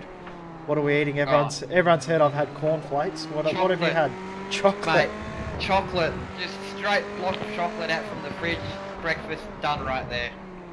I've still got half a block left, so I've got to eat that. Oh god, that's only Chocolate for breakfast. That's very poorly. Corey's going to be very sick this afternoon. Brent, you probably haven't even eaten yet, because as soon as you got my message, hey, where are you? You're like, oh, whoops, I better get up. Well, you see, I'm being an adult here. Oh dear. Shock horror. Wow. First for everything. No, it's not KFC or McDonald's for a change. Yeah. Wow. I've had a glass of milk, and I have some Milo cereal, which I'm about to dig into. So, like I said, being an adult, I can't say what's going to happen for lunch and dinner because I haven't actually thought that far ahead. No But doubt it will be the Australian sim racing community's favourite of KFC chicken nuggets. Well, yes, but I'm neither confirming nor denying this fact. We'll see what happens in like a few hours' time. I'm just glad that there's no fast food shops anywhere near where I live, so I've got no hope. I'll have to eat. Yeah, I know you can get discount when you're working, and you probably don't really want to eat your working food. Oh, I sadly succumbed to it. The only good thing at McDonald's is the shaker fries, and that's it. I'll agree with that one. Yeah. Those of you that don't know what it is, yeah, have a look at now. Well done to get it back on track, bro. Yeah, thought we'd actually, maybe get this somewhat back on track. As they got into International Horseshoe, Radicals is caught behind a lapped GT3 car, so Tim's all over the back of the number 11 Radicals at the moment. Oh, this is good. Oh, the Shinji Machimi car almost got rear-ended by Timothy Jackson in the ERT car. Of course, they're in their own battle trying to catch the driver of Matt Trotman in the number 8 TTL Esports Mercedes AMG GT3. Radicals on line 16 car from second in the DP class, also in the pits to service their next stop. And the SimCube INX racing car, we were talking before about them trying to get back on the lead lap. They have done that, so they have got back on the lead lap now, and we'll be trying to hunt down and gain some time. They've still got a fair bit of ground to make, but Tim Jackson, he might be able to get this done around the outside into turn 1 here. Or to the hole on the inside, they will take it. Yes, he will. I think Radicals is letting him go. Yeah, we saw this earlier too. They saw that Jackson had a bit more pace at the second half of the stint, let him go and followed him along. Well, we're not even halfway through the race yet, so really it's a smart play. Just let the faster guys through, focus on getting to that final 1 hour, 2 hour mark, and then that's when you can really start to push and pump out the Q laps and start to actually fight for positions. So obviously up until then it's survival of the fittest. Logical Vortex has made their stop. They've come out 1.7 seconds behind the Pure Racing Team car. Driver swap as well. Massimo Era now at the wheel. So Ernest Wellmeyer, I should say, is leading that one by not much at all.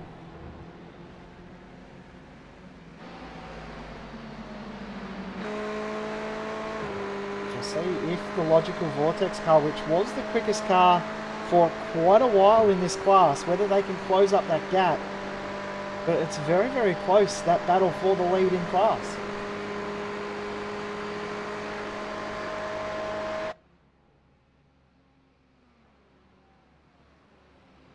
And talking about class battles, by the looks of things, iRacing Argentina is catching up to champs.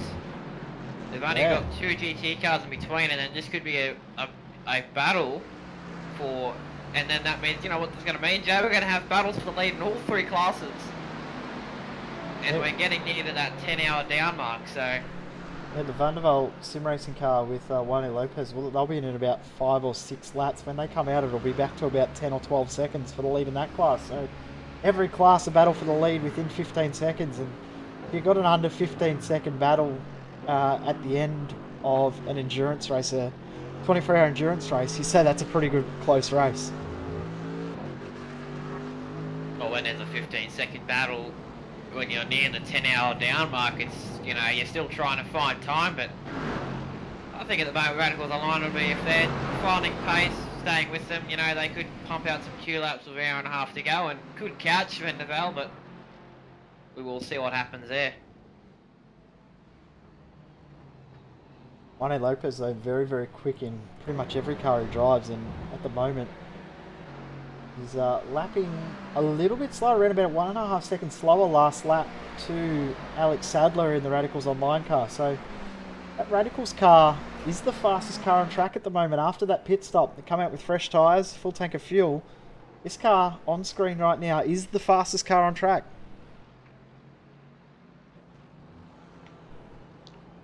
So I just divert our attention back to that GT3 battle. P1 and P2 are now line astern with iRacing Argentina. Will be getting that whopping great draft punched in the air by the champs iRacing number 12 car.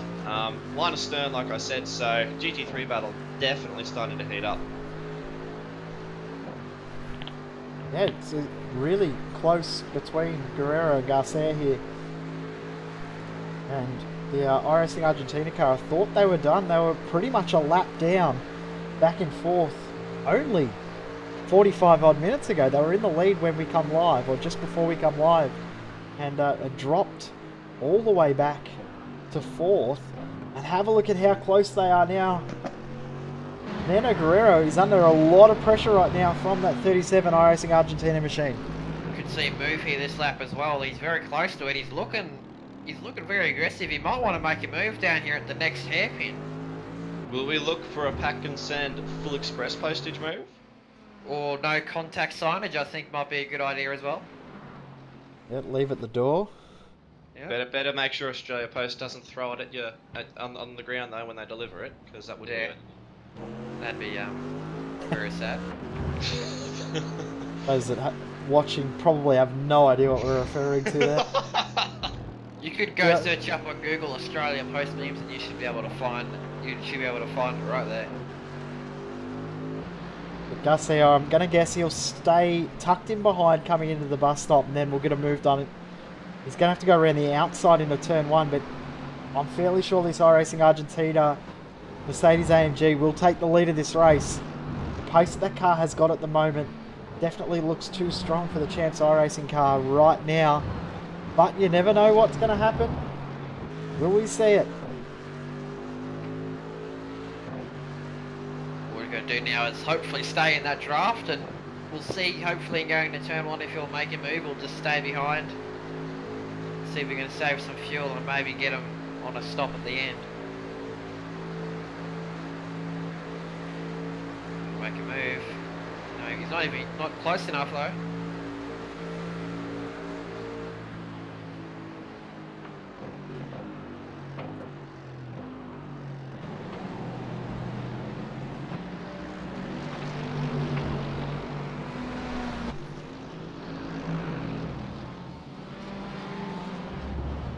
I think we might have to call it as him staying behind, because he's done a lap, he's been very close. No movements I see of him trying to send it, so... A little bit controlled there from Garcia. Maybe just going to save a bit of fuel, because they're not far off the pit window for these cars. And Fernando Guerrero actually struggling as well. He's double stinted tyres. So he will no doubt take tyres when he comes into the pits in the next 2 or 3 laps. But iRacing Argentina, they have a bit of strategy games that they can play. Do they double stint tyres? Maybe that's why he's sticking him behind. Saving some fuel, saving some tyres. Going to double stint tyres to get some track position. And don't forget as well, these two guys are the only ones on the lead lap. So in Vendavel, Sim Racing Yellow, they're now in 3rd. They're still a lap behind these guys. So yeah, they have made their stop though. It'll come down. The Vandervelde car has pitted not that long ago. We also just had a change of position in this class as well with Mitchell de Jong in the VRS Brenda Simsport car just passing Dean Briffa in the Performance Simsport car, so that's 10th and 11th swapping position. But this is the battle for the lead in GT3, and I reckon that's what Garcia is doing at the moment. He's just tucking in behind, saving fuel, which will then mean he can jump at the stop anyway. It also depends if they're going to be close to the window of making it or far enough from it, but we'll see what happens. Well, they could also be doing it so that they get an extra lap. Could mean that they get an extra lap out on track, which then plays a big advantage later on in the race. As you're just seeing as well, Shinya Machimi in the pits, driver swap in that car too. Bransky jumping in. The ART Radicals battle is still going on as well. We're going to stay with this battle for the lead in GT3 for the moment because it is very, very tight. Got a DP behind. As I come onto the re-entry to the oval, line astern still, but yes, I reckon I'm agreeing with you here, Jay. The iRacing Argentina car still just sitting in behind, conserving that fuel, you know, trying to get an extra lap out of it, so they can hopefully either jump them on track or jump them in pit lane, because they've definitely got the pace to burn. Oh, here we go. This is messy. A complete nutter mess. We have a GT3, which I believe is the ART car with Scott Larnack. You've got a DP that went through, DP that had to check up behind, and then you've got the 2 cars that we've been watching, the Chance and the iRacing Argentina. But yeah, I think whether they've decided to stick behind to save tyres, no point pushing too hard and burning up the tyres if they're going to double stint them. Maybe that's what they're doing.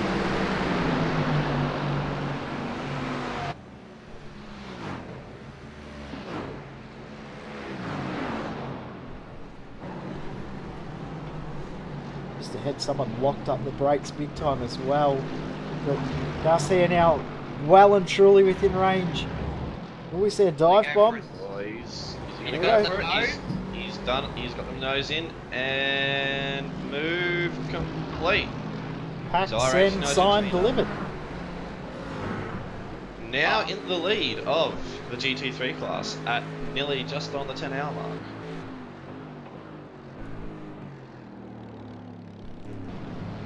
Yeah, we are pretty much 10 hours into this race. We've got 14 hours, 3 minutes and a few seconds to go. Big thank you to everyone for tuning in here on Outs Online as we continue coverage throughout the night session, the European night session and the US night session.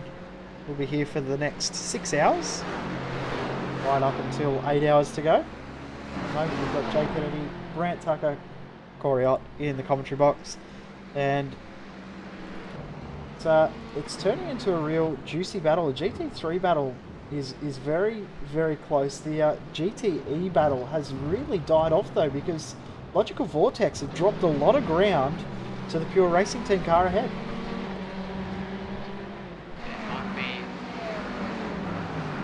There was a driver swap in that car, so Massimo Era probably not quite at the pace of Joel Garez just before. So Curtis Wallimer now got about to 4.5 seconds in the Pure Racing Team car. The battle at the front of DP, as you just see the Vandervelde Sim Racing White have a little bit of a moment through the bus stop. They've got that gap out to 65 seconds now. Last lap around, they were the only car into the 1 minute 37 second barrier.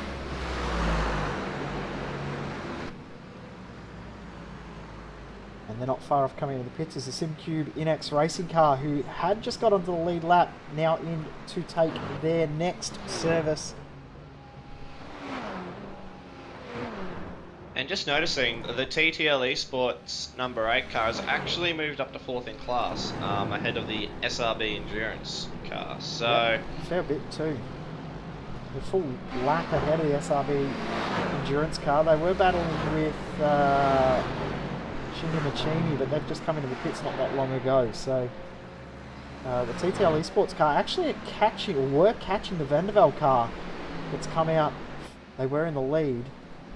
But Vandervelde now into 3rd position, and also seeing the iRacing Argentina in the pits as well. So just as they took that class lead, they are into the pits to take service. They've taken tyres as well. So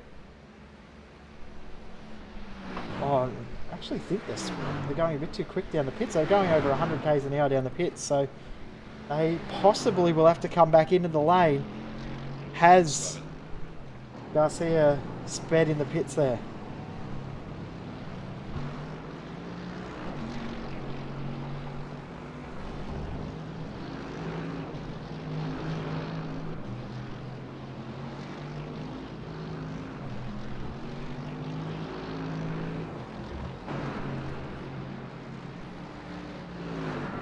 And no, my iRacing does not want to play ball, so I can't go back and actually confirm that. Thank you.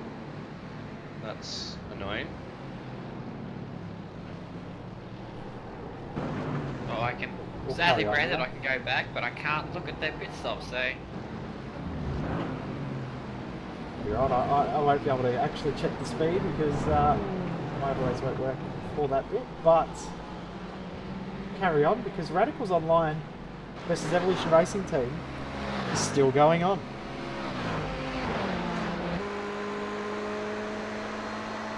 Setsas versus Jackson. Setsas has actually got back through on Jackson. So Radicals now back up into 5th, ERT back to 6th again. And we're going to have to see that fight happen all over again. Tim will have the benefit this time round being in the draft, and the draft in these GTE cars is astronomical. It just, once you get within about 0.8 of a second, it just sucks you up to the rear of the car, and you know, a matter of a couple hundred meters, it's insane. So if Tim can just stay there, maybe stick behind, conserve fuel, conserve some tyres, try and jump in the next pit lane battle again. They're only halfway through their stint. The GTE cars are in about 33 odd laps. The tank 33 to 34. We've seen the DPs around about 31, maybe 32, 33 if they really push it. And GT3 also around about the 33 to 34 lap mark. So we're not too far off seeing the Vandervelde Sim Racing white car. Actually, they're in right now. They're right on cue. I was saying they're starting to struggle with the rears. They're probably coming in for some fresh boots, wanting to get some rear grip once again. So from the lead of the race, Juan Lopez has been probably the star performer in the whole of road sim racing in 2018 so far, with some outstanding performances in the Royal before the 24 and also in the Blancpain Endurance Series. So he's been very, very quick all throughout 2018. He'll stay in the car for the next stint.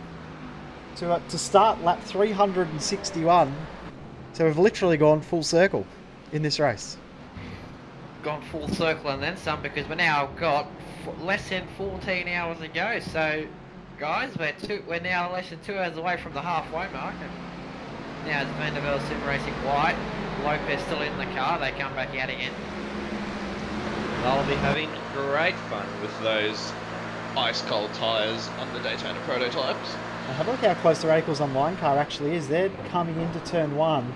That gap is going to be around about, what, 15 seconds, would you say? Is almost contact between the Radicals Online car and the Vandervelde car.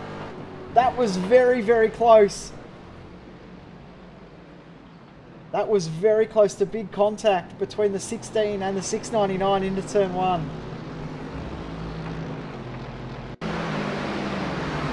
Going to get a quick CPR replay because that was Very, very tight. Almost race ending for two cars. The Vanderbilt car actually is back in the lead in GT3 as well because they have not taken, or they are a pit stop ahead. iRacing Argentina champs, iRacing have both come out. Oh, talking about close calls, 16 and 72 nearly got together again going on the oval. 72 is the pure racing team black. GT3, they're a little bit back in the field. But actually it's about 26 seconds between Radicals and Vanderbilt. So very short pit stop actually for Lopez then. Yeah, only 24 seconds. So interesting to see if he's got a full tank of fuel or whether he's just pitted to take enough to get a stint that they're looking at. Maybe they're thinking that's the point where the tyres go off. They come in and take tyres. I'm not sure, but we'll go back to the battle we've been watching between Radicals and Evolution Racing Team. The RT car back ahead once again. If these two guys can keep it clean and not have anything happen to them, I know that's a big if. Oh, here we go. Like a monumental if. Oh, but, this is messy. Oh, yeah. Ugh. Tsetsas had to get out of the throttle because he saw that DP coming up behind. He thought he was going to have enough room to send it around the outside, but made sure he didn't get in the way of the DP just ahead, which is the GT Ross SST orange car, which has had all sorts of dramas in the last 2.5 hours of this race. And running a little bit wide is Jackson. Tsetsas may be able to get a move done, not quite close enough. And that just highlights the joys of driving in the middle class car. It's quite possibly the hardest class to drive in multi-class racing because you've got to overtake while being overtaken at times, and it often gives us situations like we just saw before. It's incredibly difficult at times to try and manage. So it's a challenge, that's for sure. You know, most people prefer to be in either the fastest car or the slowest car, so they're either overtaking or being overtaken, not having to do both at the same time at times.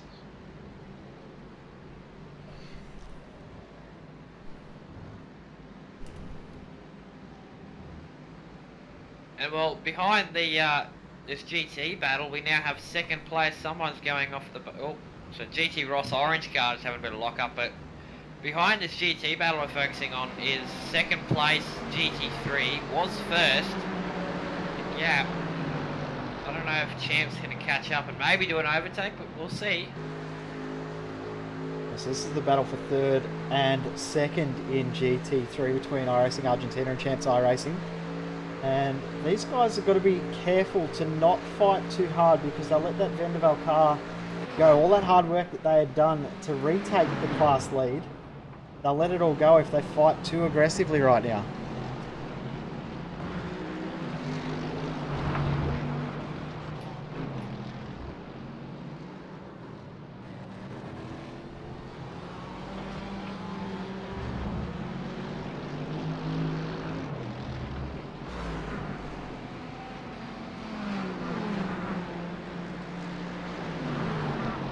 MSP Phoenix 85 car. They are in the pits and have been stopped for a very, very long time. Something has happened to that car. A car that was in fourth outright. They're now dropping back through the field. Ivan Keeney at the wheel. They look like they may be out of this race. They've been stopped for over 2.5 minutes and are dropping back down the time sheets. Not sure what has happened to that car. Doesn't seem as though there's any significant damage to the bodywork of that Daytona prototype. Whether or not it's more an under the car aero issue that they're trying to get fixed, which good luck to them. But yeah, just the MSP Phoenix car. Sorry, Brent. Oh, that's all good. I'm just trying to go through and find what happened. I know they did have a moment at the bus stop. It didn't seem as though there was anything major of it. Maybe required a different type of pit stop and no co-driver to jump in the car. We've seen that a few times where drivers just need to go. And You just have to do it, don't you? Ah, right, okay, so on lap 360 coming into turn 1, turn 2, the number 11 Radicals car actually made contact with it and spun him around. So unless they were just getting the Opti repairs done for that immediately afterwards, but it wasn't too great of a damage. It doesn't look like there was too much of the car. The rear wing plate was a little bit bent, but other than that, no real significant damage. So they got off relatively scot-free on that one. But obviously that's not what we can see what's happened to the internals of the car. It's getting a CPR replay, and it looks like we may actually be able to pick that up. We just saw there was the GT Ross car, and probably a little bit of damage to the side pod of that car on the left-hand side from that issue. So when Keeney took off, he really struggled for traction. So maybe there was some damage from that. We're not too sure, but they're back out there. But they have lost 2 laps to the rest of the field, and that car does look very, very second-hand on the right-hand side right now.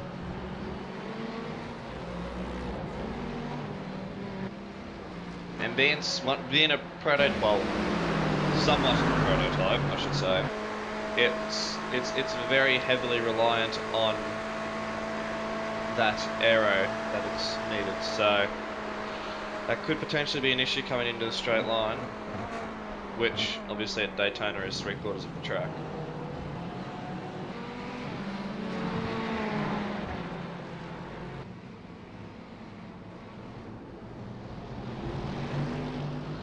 Don't forget, we do have live timing available on our website, v8online.com/live-timing. We also are live on 3 different platforms: Facebook, Twitch, and on YouTube. A big hello to everyone tuning in on whichever platform you are watching on. It's great to have you along. Let us know where you are watching from.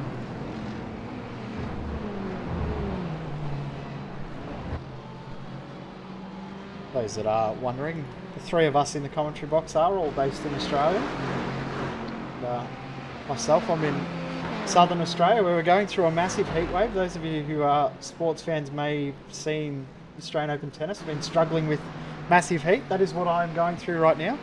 It's going to be 43 degrees today here.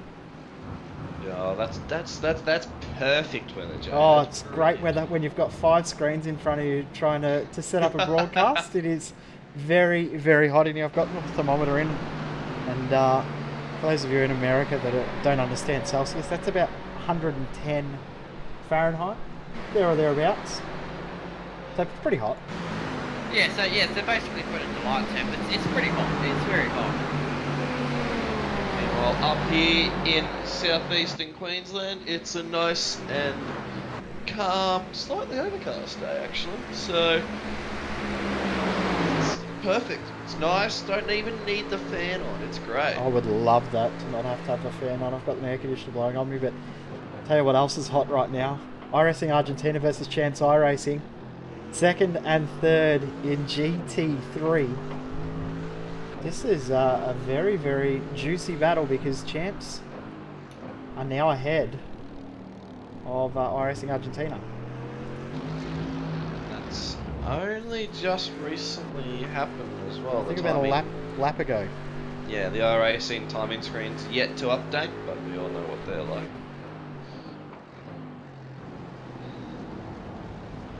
And that was a good transition to bring it back on track, Jay. Well done. Yeah, I thank you, applaud mate. you on that. Thank That was you. smooth. I'm very, very good at that.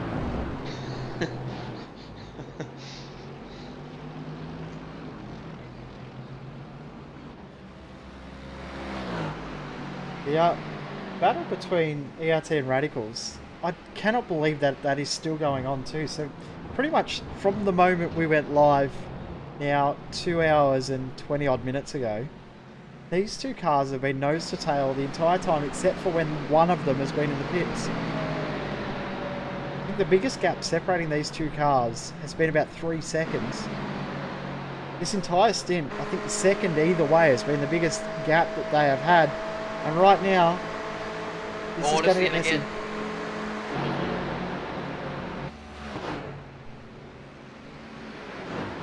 Joel and the TCL car not really going to let him go that easy, but finally does into turn 1.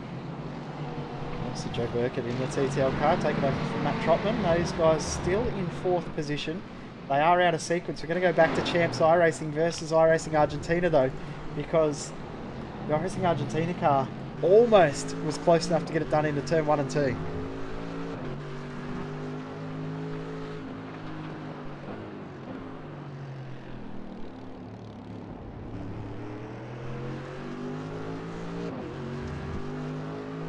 Also seen the Gym Racing DP also in the pits with Tom Valentini in the car. He's brought it in. Those guys are the first car 1 lap down. Still got 3 cars on the lead lap in our DP class. We've got 3 cars on the same lap in our GTE class. We have 3 cars, sorry, on the lead lap in our GT3 class. So GTE, the most open class at the moment, but in saying that, probably two cars that are a bit class ahead of the rest of the others in this race. But this battle on screen is for 2nd and 3rd between Champs iRacing and iRacing Argentina in the GT3 class.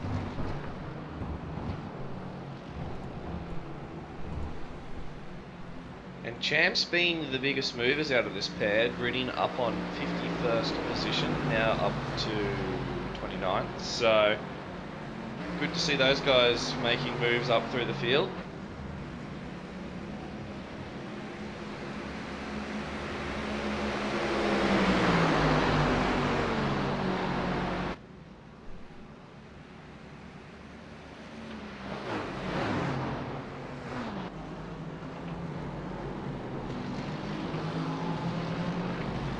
Going to see a change of position here, I think, because Radicals Online has got past the Evolution Racing Team car. The RT car actually has checked up quite a bit and actually let one of the GT3s through as well, being the Alpine Eagle Racing car.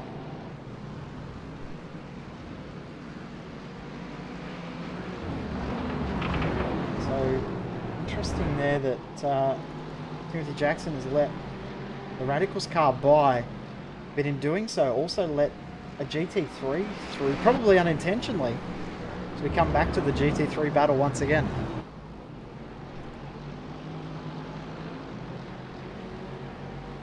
See there, even more traffic now starting to fluctuate, trying to get past them, but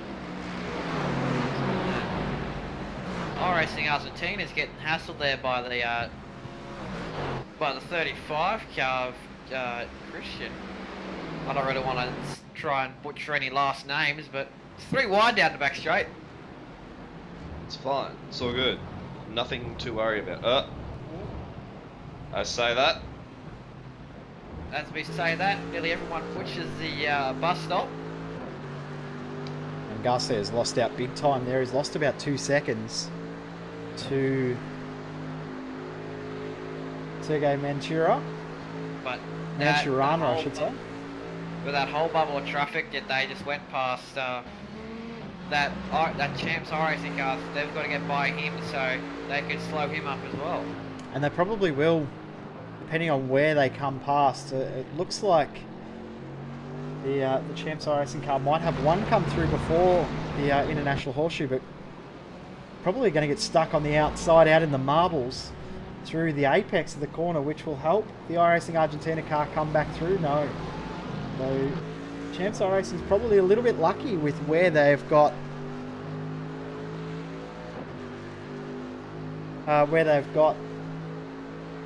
through where the traffic has come through, and look, they're still not able to get by the Champs iRacing car. So Champs have been a big winner out of this. Heading into the bus stop is quite possibly the most frustrating part of the track for DPs to try and overtake a GTE, because they basically stop mid-corner. So, because you're carrying so much speed in the GTE cars, like it happened in my split multiple times, that I've nearly cleaned up a Daytona prototype because they've gone down the inside and then made their entry really shallow, so they basically had to stop mid-corner. It's frustrating at times, but it's also incredibly how do I say it without swearing and being polite? Change of underwear inducing, let's put it that way. You will get It's a brown skin pants like moment. undies. There you go. Or as the meme of All-Star Mr. Brockett would say, a change of pantaloons. He does like talking about pantaloons, doesn't he? He does. So I'm wondering if there's something more external there that we're not. Yeah, knowing maybe he about, wanted to be a ballerina as a kid and wear a tutu with pantaloons. I'm not sure. I mean, I Let- know. let- I'll let's ask run him. with that. This is going to end up in a very poor conversation. It about is. Let's get back 8 on o'clock track. at night when Brock and I are in the car. Look, I'm going to say this, but if Brock was a ballerina, I think he's too scared to say anything about it. Oh, that's terrible. Yeah. The Pure Racing Right, Team moving on, because blue I actually car think has it would actually has actually pitted from the lead in GTE, and the Logical Vortex car has retaken the lead in that class. So we have a change of leader in GTE, but that is purely due to pit stops, and we will likely see those two cars swap position once again when it comes time for Massimo Ero to come into the pits. Will he stay in the car? Because he's a little bit slower than the Pure car with Jonas Wallimer at the wheel. So, We'll go back to second and third in GT3. well, I was about to get back on the topic of the GTE between Evolution Racing Team and Radicals Online. Now, Evolution Racing Team number 26, Jackson, is now, well, I think what will be the biggest gap to being behind that Radicals Online car.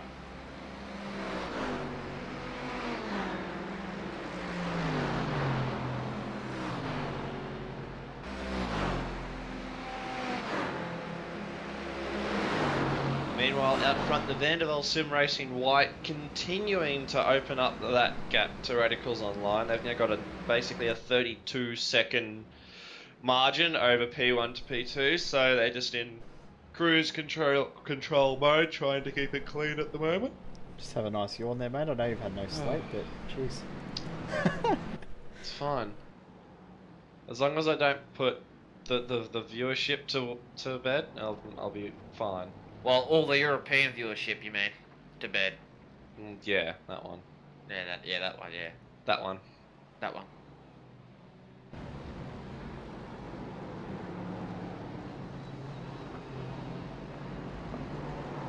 It's a question from the YouTube chat. Tyre consumption. Now, tyres probably not as big an issue in this race as it is in other endurance races, especially now with the rule changes in GTE.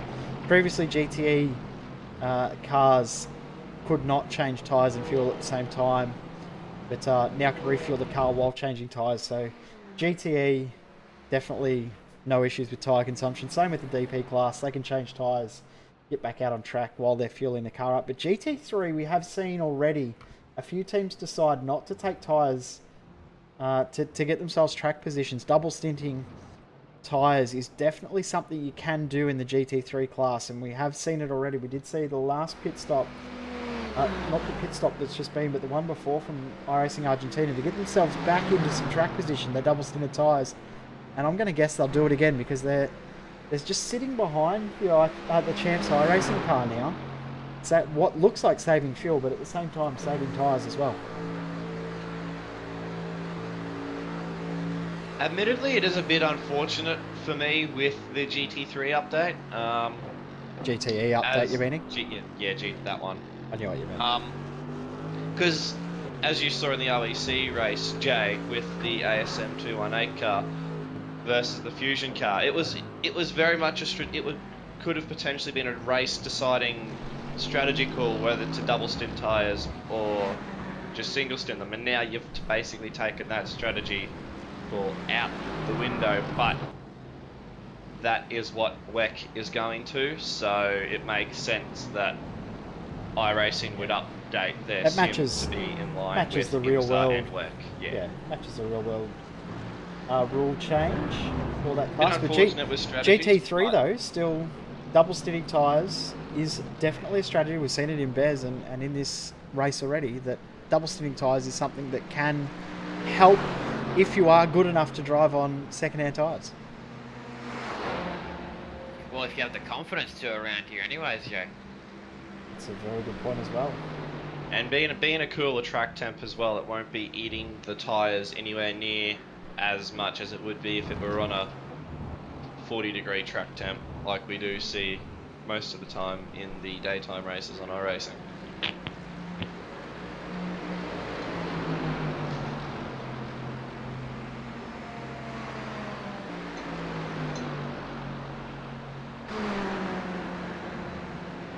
If you are tuning in for the first time to us here on Daytona, hello and welcome. We are obviously all from Australia, so Australian-based sim racing crew, a sim broadcasting crew, but we do a broadcast series from all over the world and all different types of races, not just V8s, from where we started. Yeah, it started 7 years ago, believe it or not. V8's Online is 7 years old. How scary is that? But Very Nearly old as you, Jay. it's nearly as old as my kid. That's the scary one. But yeah, V8's Online did start off just purely with V8s, hence the name. But we've evolved and moved forward over the last few years, and all different sorts of broadcasts happening on V8's Online almost every day of the week now.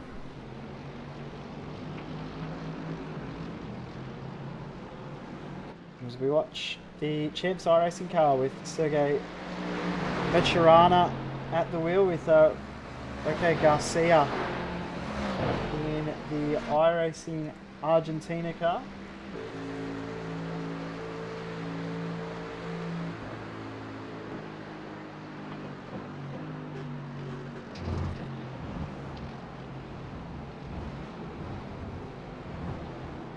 Also waiting for the Logical Vortex car to come into the pits. They are still losing time to the Pure Racing Team GT Blue car behind with Eunice Wallermeyer at the wheel. That gap now down to 35 seconds, so that gap is closing, but a gap that isn't just closing, it is closed. Champs versus iRacing Argentina is well and truly on right now. Again. I feel like we've said that for the whole last half hour, haven't we? It's been a very heated battle ever since the Champs car came out of the pits. They've been very, very close, and a little bit of lap traffic coming through just to mix it up a little bit. But it's great to see after nearly 10.5 hours of racing that these guys are still keeping it clean, consistent, giving each other racing room, but still having an awesome battle. And I think this will, if they can both keep it clean, will be a race-long battle, and a very enjoyable one at that. Well, it looks like they're all evenly paced. The drivers they've had in the car for the last little while are all evenly paced. Some of the other battles have sort of ended due to driver swaps. But the Champs iRacing car just ducked down low, and the 85 MSP Phoenix car, Yeved Keeney had to take evasive action, almost made contact. And a big swerve on the oval section of the track. I'm going to replay that because that was very, very scary. Almost looped it. Yeved Keeney on board here. You'll see coming up through the oval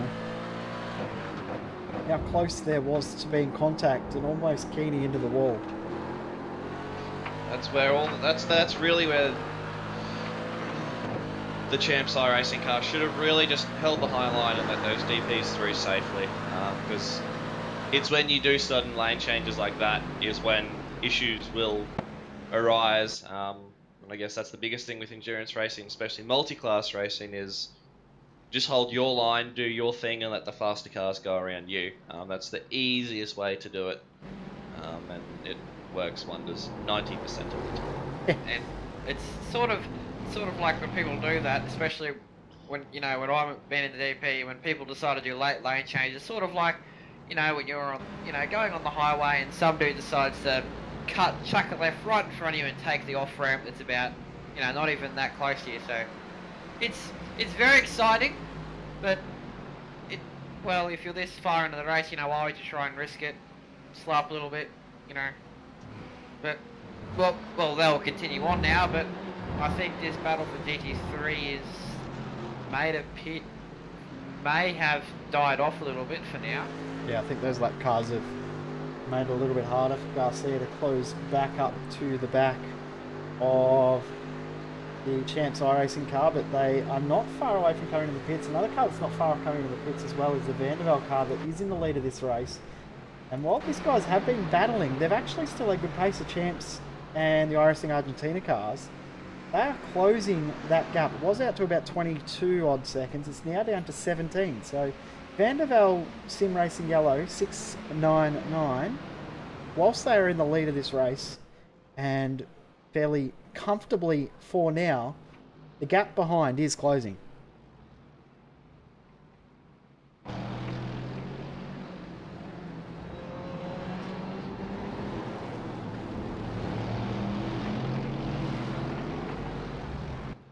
Vandervelde currently being pestered by the 127 Alpine Eagle Racing, which is 2 laps down in the GT3 class. Yeah, trying to get back one of those laps. They are wait a little while, a couple more laps. They will get it back very easily because the Vandervelde car probably 2 or 3 laps away from coming into the pits to make their next pit stop. You've just seen the Radicals online.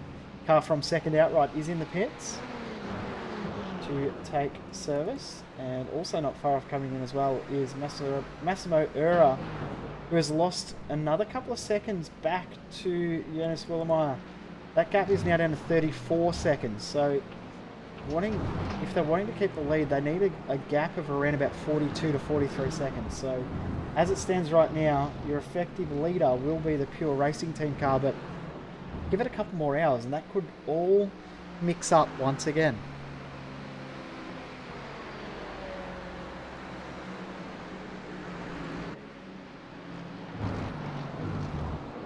Go back to that GT3 battle because the iRacing Argentina car has closed up once again.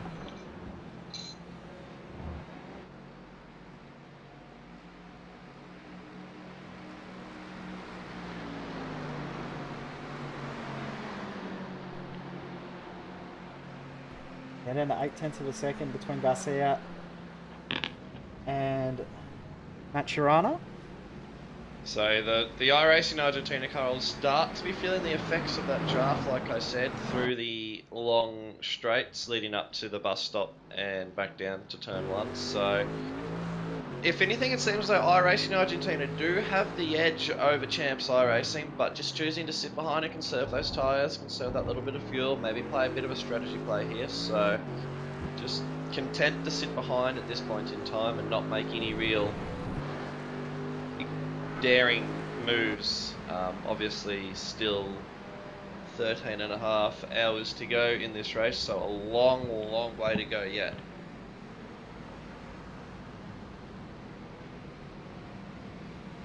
We'll go to the topic of the DP, the Daytona prototype, sorry. The Vandervelde Sim Racing White is what would be a good guess of about 20 seconds from lapping the SimuCube NX Racing DP. So this could only, so then that means there'll only be 2 DPs on the lead lap. Yeah, the Radicals car obviously behind now by about 81 seconds, but did just come into the pits, and they are not far off also having that SimuCube NX car not far off taking their position away. So interesting to see the pace that Justin Brunner has over the next couple of laps, whether he can close that gap down and whether he can maintain the gap between he and Juan Lopez, who was about half a second slower last lap than Brunner. We've got the Evolution Racing Team number 26 car in the pits, driver swapping that car. Bonagardini jumping into that one, so that has ended that battle for now, but we go back to the GT3 battle that we've been watching. It is on again, well and truly on, and they've got the Performance Sim Sport Ferrari in the middle of them as well, just to make things a little bit more awkward.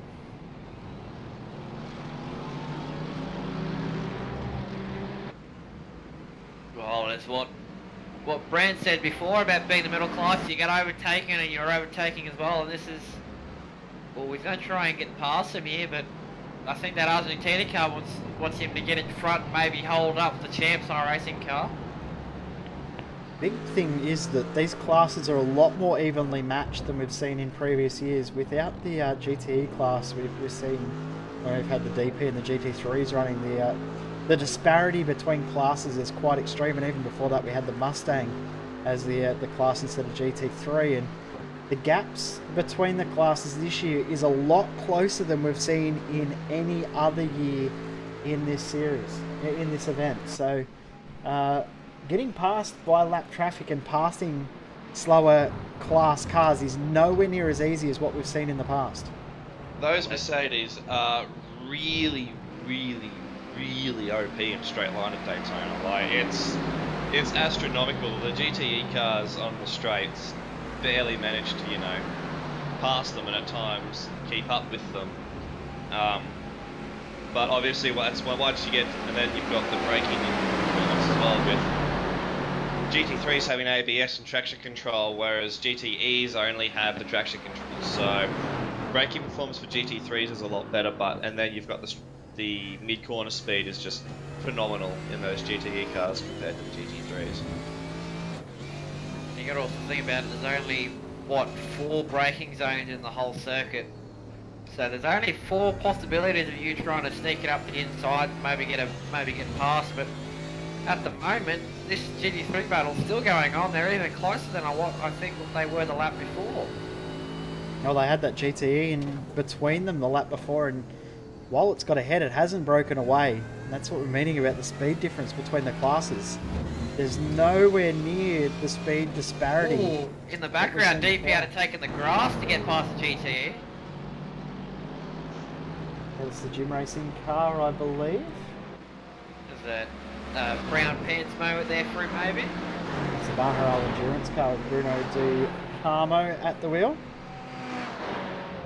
But, they come around the 2nd and 3rd place GT3s, and the gap 1st to 2nd in GT3 has stretched back out again to 20 seconds. So while we said that gap was closing, it has stretched out once again.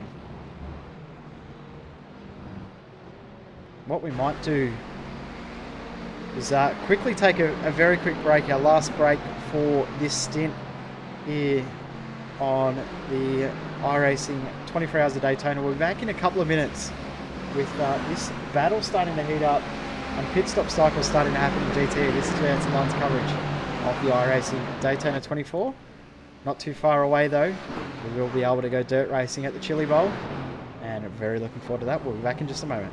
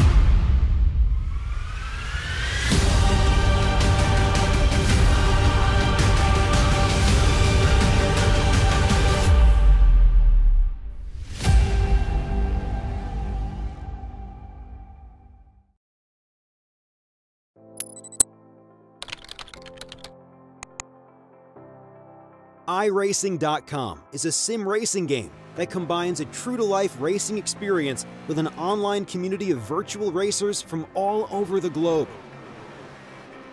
iRacing offers a multitude of officially licensed cars and tracks, laser scanned with millimeter accuracy. Their car models and mechanical systems are based on real-world physics and engineered in cooperation with manufacturers and race teams. iRacing's web-based interface allows members to compare stats and test drive any combination of car and track instantly.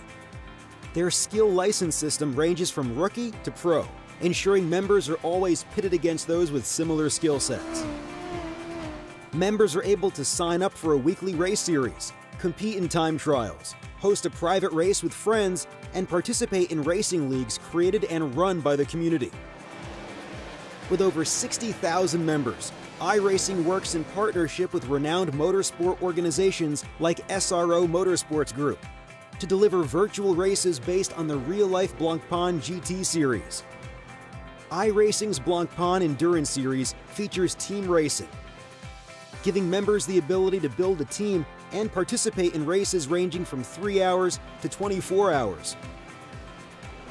Additional partners include NASCAR, IMSA, V8 Supercars, IndyCar, allowing members to race in their very own 24 hours of Spa, Bathurst 1000, Daytona 500, and many more. iRacing.com, delivering the most authentic racing experience short of getting into a real race car.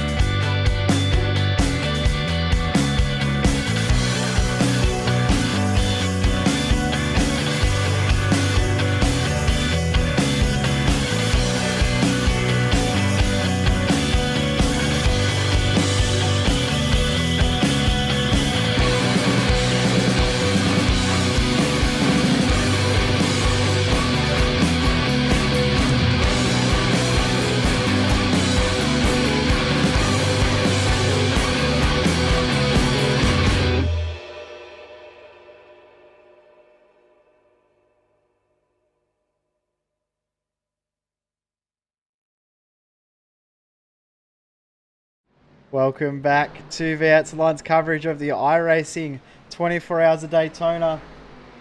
After a very quick break, and while we were on a break, there was a change of position in the GT3 class. No, not what you're expecting. The Champs iRacing car and the iRacing Argentina cars are still nose to tail in the same order, but the Vanderbilt Sim Racing car did pit from the lead and dropped back to third, also driver swap too, so Hayden Burns now at the wheel of that car. We are back, Jay Kennedy, Brant Tucker and Corey Ott here in the commentary box. And boys, it's really starting to heat up throughout the field. The GTE battles are slowly starting to come back, but there's also a battle starting to brew in the DP class as well. But we're going to stay with the GT3s because it could be a change of the lead here. iRacing Argentina all over the back of the Champs iRacing car coming down the front straight there. But still can't quite get the nose up there for turn 1, so he's just going to sit behind for the turn 1-2 section. Heading up the 3. It almost looks like he's got enough, but as we said before, probably just saving a tiny little bit of fuel. Last time around when they were doing that, they actually had a 2-second quicker stop, so probably looking to do the same this time around. Save those couple of tenths of fuel, a couple of mils of fuel each lap, which could get them 2 or 3 seconds in the stop. That might be enough too to get them to close up that gap to Van der Waal as well after they do their stop.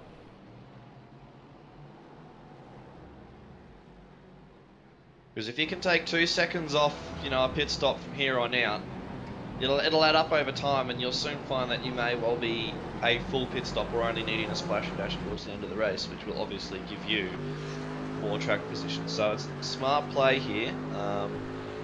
But a long way to go. Definitely a long way to go. We've still got 13 hours and 18 minutes of racing left in this one. We've got another 5.5 odd hours left here on V8's Line for our coverage. 5 odd hours to go anyway.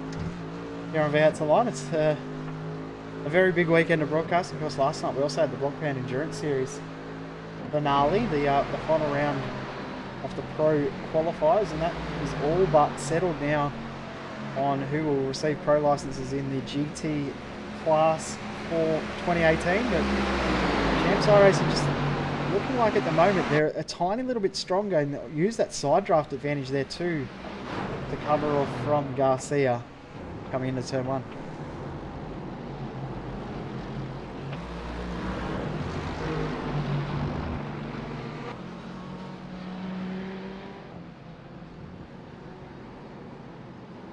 GTE battle between the number 11 Radicals Online and 26 ERTs just seem to have died down a little bit. Radicals managed to eke out a little bit of a margin, so they're not nose to tail like they were, but still very much that position is still up for grabs, but the battle's died down a little bit at the moment.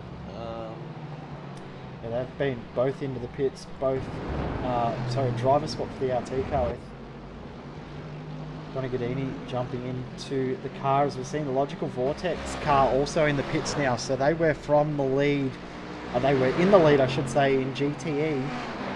Now the drop from the lead, driver swap as well with Luis Rodriguez jumping into that car, but champs iRacing versus iRacing Argentina is on again, and you can see just getting out of the throttle early is iRacing Argentina with Roque Garcia.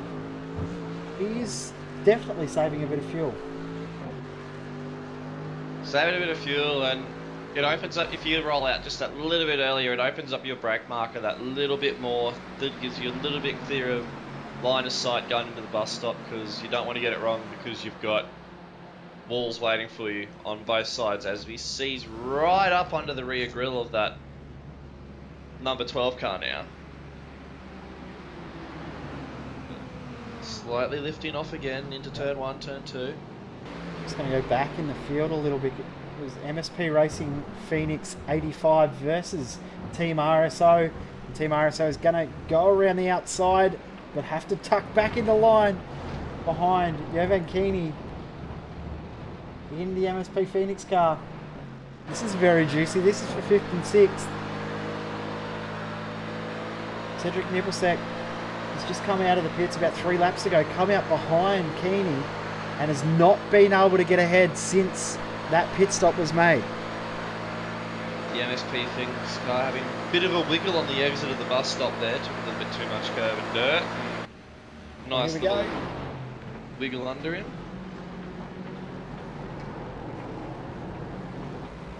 This is very, very tight. These guys both, that was a big moment for Keeney. He's pushing the absolute limits of this car right now. He's working it extremely hard and really be able to get it done here. That RSO car's right behind him. Can we see a move here into this corner?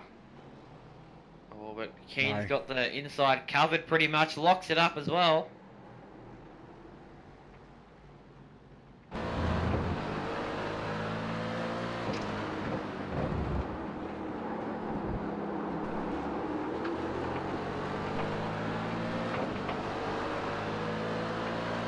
Look at the view behind. See, that RSO car looks a lot more pacey, but just not able to find a way through at the moment as our leader in DP comes into the pits, Juan Lopez. Another great stint from him. Here we go. Up the inside of the bus stop. MSP Phoenix car gets out of the throttle a little bit, knows that it's all over. And we'll tuck back in the line, but in saying that, sometimes you can get a run back on your opponent if you get out of the throttle at the right spot.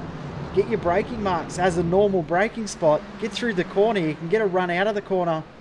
Yeah, the car on the inside has to have a little bit more of a compromise run through the bus stop. But Jovan Keeney actually gets on the brakes a little bit to sit in behind. He's not going to get a move done because he did tap on the brakes, and will tuck in behind as they both get a lap back from the leader, who was just pulling out of the pits. Juan Lopez staying in the car and continuing on back into the race, still keeping the lead. But we go back to the GT3 battle. It is still on, and these guys are not far off coming into the pits. Well, they've been stuck behind each other, what, for about 15 laps now, I'll be guessing, so... It's been a long time these guys have been nose to tail. That Argentina car, I'm guessing, would have been saving fuel while he was stuck behind at the moment. That ERT number 26 car is now catching back up again to pass them, so we'll see what happens here. But if they're going to pit, I'm guessing Argentina could go a lap further than what Champs iRacing will. You know, Argentina car will probably come in. The iRacing Argentina car will come in probably 2 or 3 laps earlier, just based on the length of the stints. They are on 26 and 29 lap stints at the moment, so probably another 3 to 4 laps before we start to see pit stops at the front. But the Vanderbilt Sim Racing car, this is the car that they are battling against, and as it stands right now, the Vanderbilt car probably about a 20-odd second lead.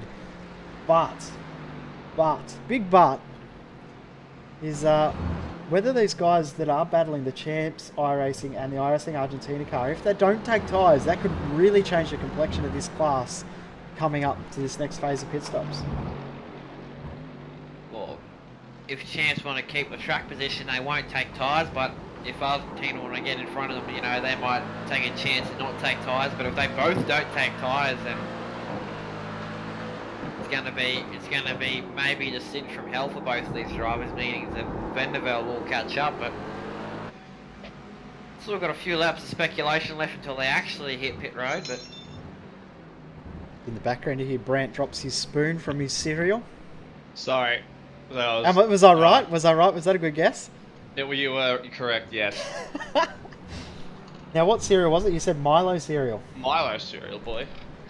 The only cereal Nutrigrain will go home. No. I'm a classic cornflakes fan, so... What, do you eat them or drink them? Yeah, well, apparently I was drinking them earlier. I think he does both, Brent. I think he does both. Alright. Go back to the GT3 battle, because I actually think the iRacing Argentina car may be close enough. It might actually think about making a move here, will it? It's right up under that rear wing, more closer than we've actually seen him for the past half a dozen laps or so, but again, just can't find space to stick that grill of the AMG. Stick that very long bonnet to the inside. Stick that long schnoz. It is a very big nose that car has, isn't it? It's just protrudes. Just when you think it ends, there's more to go. There's more nose still to go, yeah. And then before you know it, you're actually at the rear wheels and you're still looking at the nose. Yeah.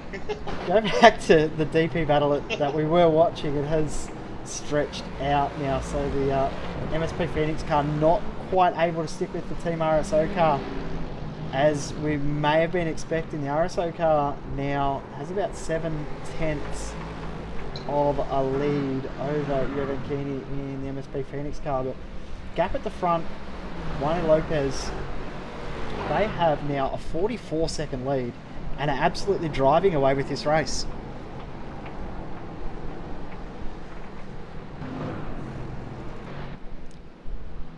We come back to the GT3 lead battle once again, because these guys fighting actually is making them lose a lot of time to that Vanderbilt car. The Vanderbilt car was 1 second quicker than these guys last lap around.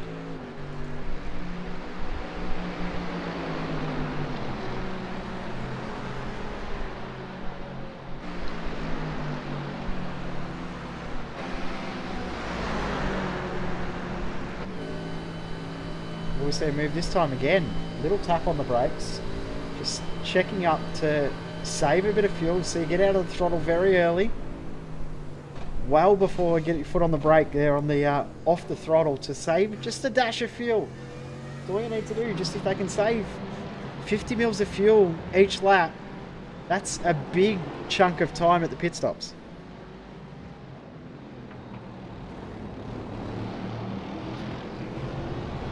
You've seen the MSP Phoenix car into the pits. So that's ended that battle that they were in with the Team RSO.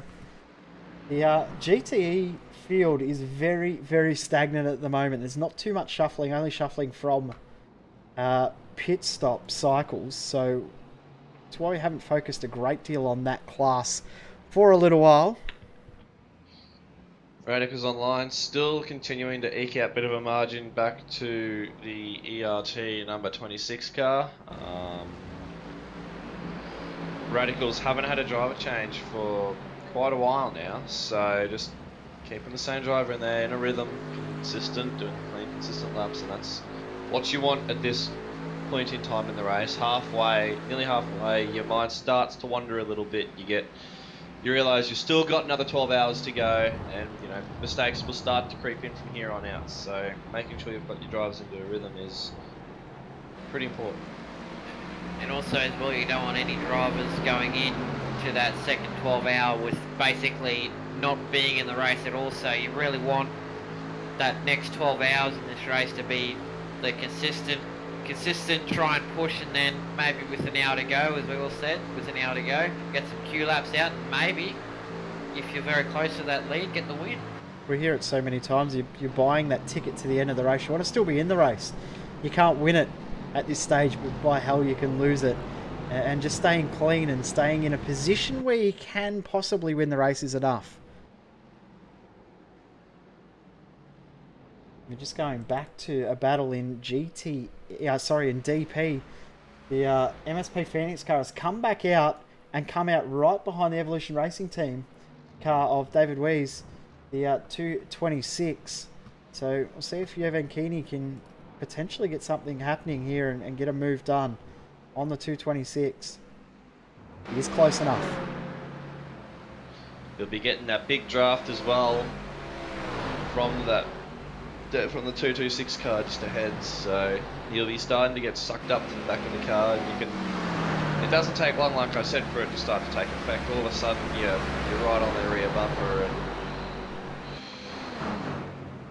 it's quite astounding how fast the good old slipstream or draft works on ovals. Yeah, and I think we're not going to see a move from the iRacing Argentina car. That's pretty much a given now. They're just going to tuck in behind until they need to pit.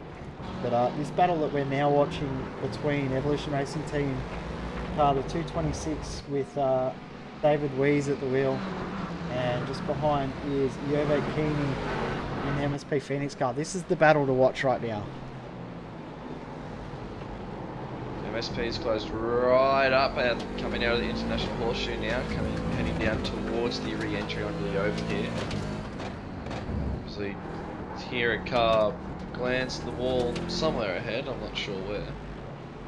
Possibly someone's hit the wall at turn 1, or even coming out of the pits, as we've already seen a few times, some cars hitting the wall coming out of the pits. But Jovan Keeney looking like he's got some good pace in the car. A little bit of damage to the front right though will definitely be hurting the car. There's not too many cars without some sort of damage. Of course, we saw a replay earlier of the incident that caused that damage to Keeney's car.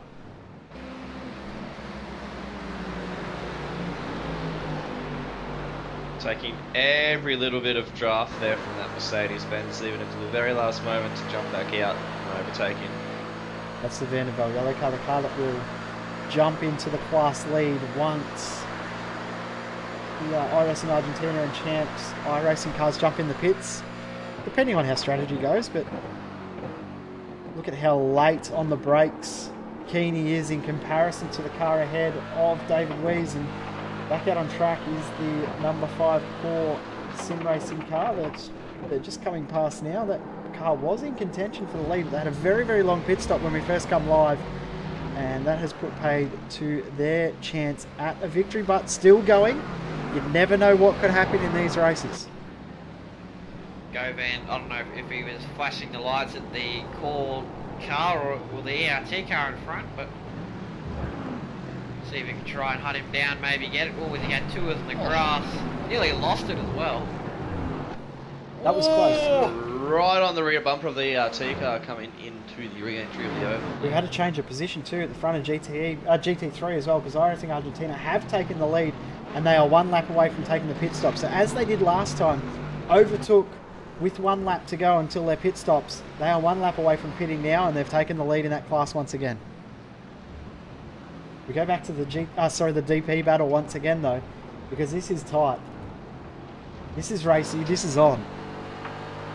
It's I guess you could say it's on for young and old, but we're not even halfway through it. We're getting near to that 13 hour to go mark, actually, less than a minute away. The MSP Things car would have been very close there to getting a cut track at the bus stop. At least would have got a 1X. That's just goes to show with 11 hours in, 13 hours to go, just how committed these guys are. Ooh, We're very still deep a long way to lock. go. Oh, and the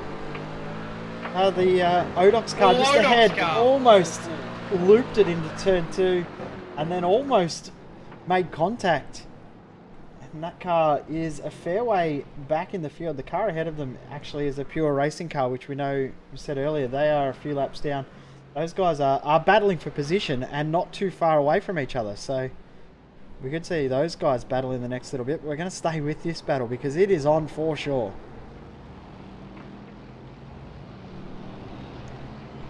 Govan might have a look here because he's very close. Ooh. Wise nearly lost the rear there, I think, on under braking, but this might be good here for Govan. He's going to try and get a little bit of speed boost maybe from the draft. This is the closest he's been to coming into the bus stop, but you'll see that traffic ahead and know that this is not the time to do it. Will they get past this GT3 beforehand? He's going to dive up the inside, almost contact! Oh, Jesus. Oh. Very close.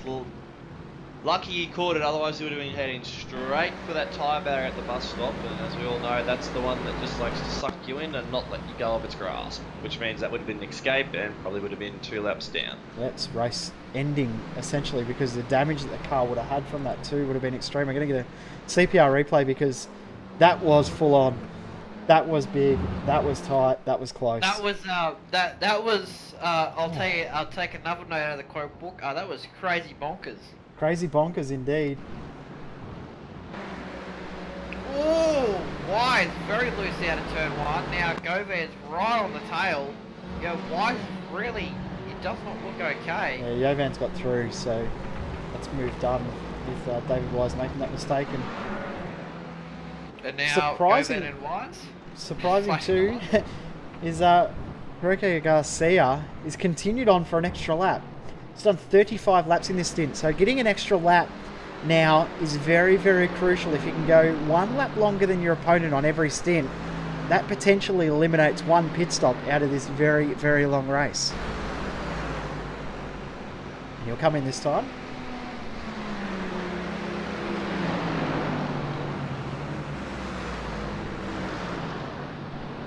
Go back to the MSP Phoenix Racing versus Evolution Racing Team battle. Now, swapping positions.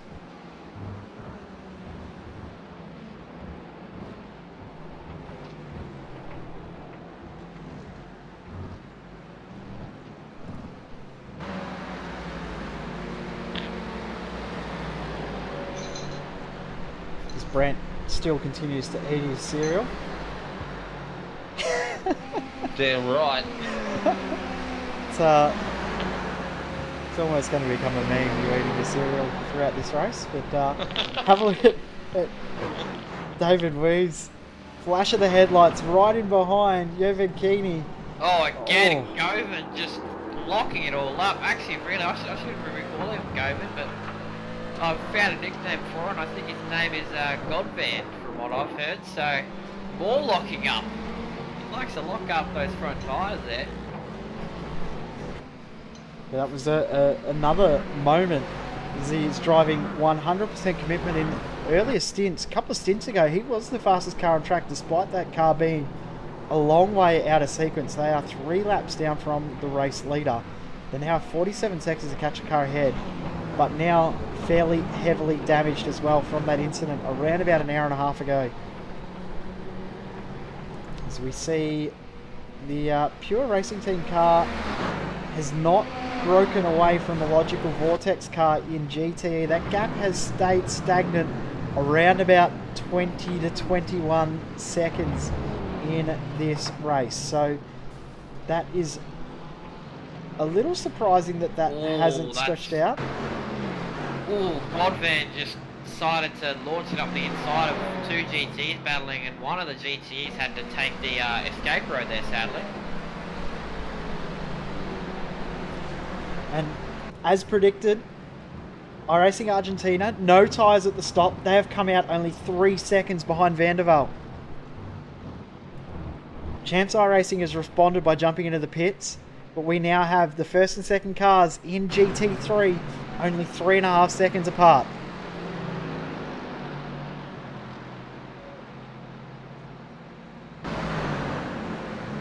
Vandervelde will take the race lead back, but Champs iRacing still stopped. They've pitted earlier to try and respond to iRacing Argentina, so you can already start to see the strategy gains coming to play. Champs iRacing pull away, no tyres for them as well. Where will they come out in relation to iRacing Argentina? They are going to come out, I'll have a look at this, it is going to be on again.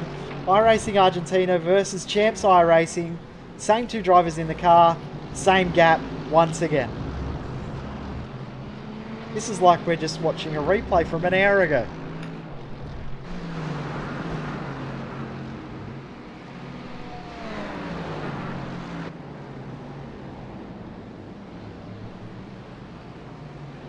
Well, we are trying to watch the same replay for an hour ago, but we have now the Vandervelde car in the mix. And it's nowhere near up the road like it was last time around. The two cars behind, obviously, as we said, no tyres at the stop. And that's just purely for track position so that they have closed that gap. It probably will lose a bit of ground to the Vandervelde car coming into the stint. But Vandervelde already 13 laps into this stint too. So they are well and truly out of sequence from their two competitors. The next car in this group in fourth is the TTL Esports car. Joe Burkett at the wheel of that one at the moment. They are out of sequence as well. They are one lap down from this battle, but they also have just pitted too, so, and also fresh tyres, so they could come around and gain some ground on both Champs iRacing and iRacing Argentina in the next little bit. So we go back to that DP battle once again. MSP Phoenix Racing versus Evolution Racing Team. Evolution Racing Team probably not far off coming into the pits as well, so this is going to be a really juicy battle over the next 2 or 3 laps.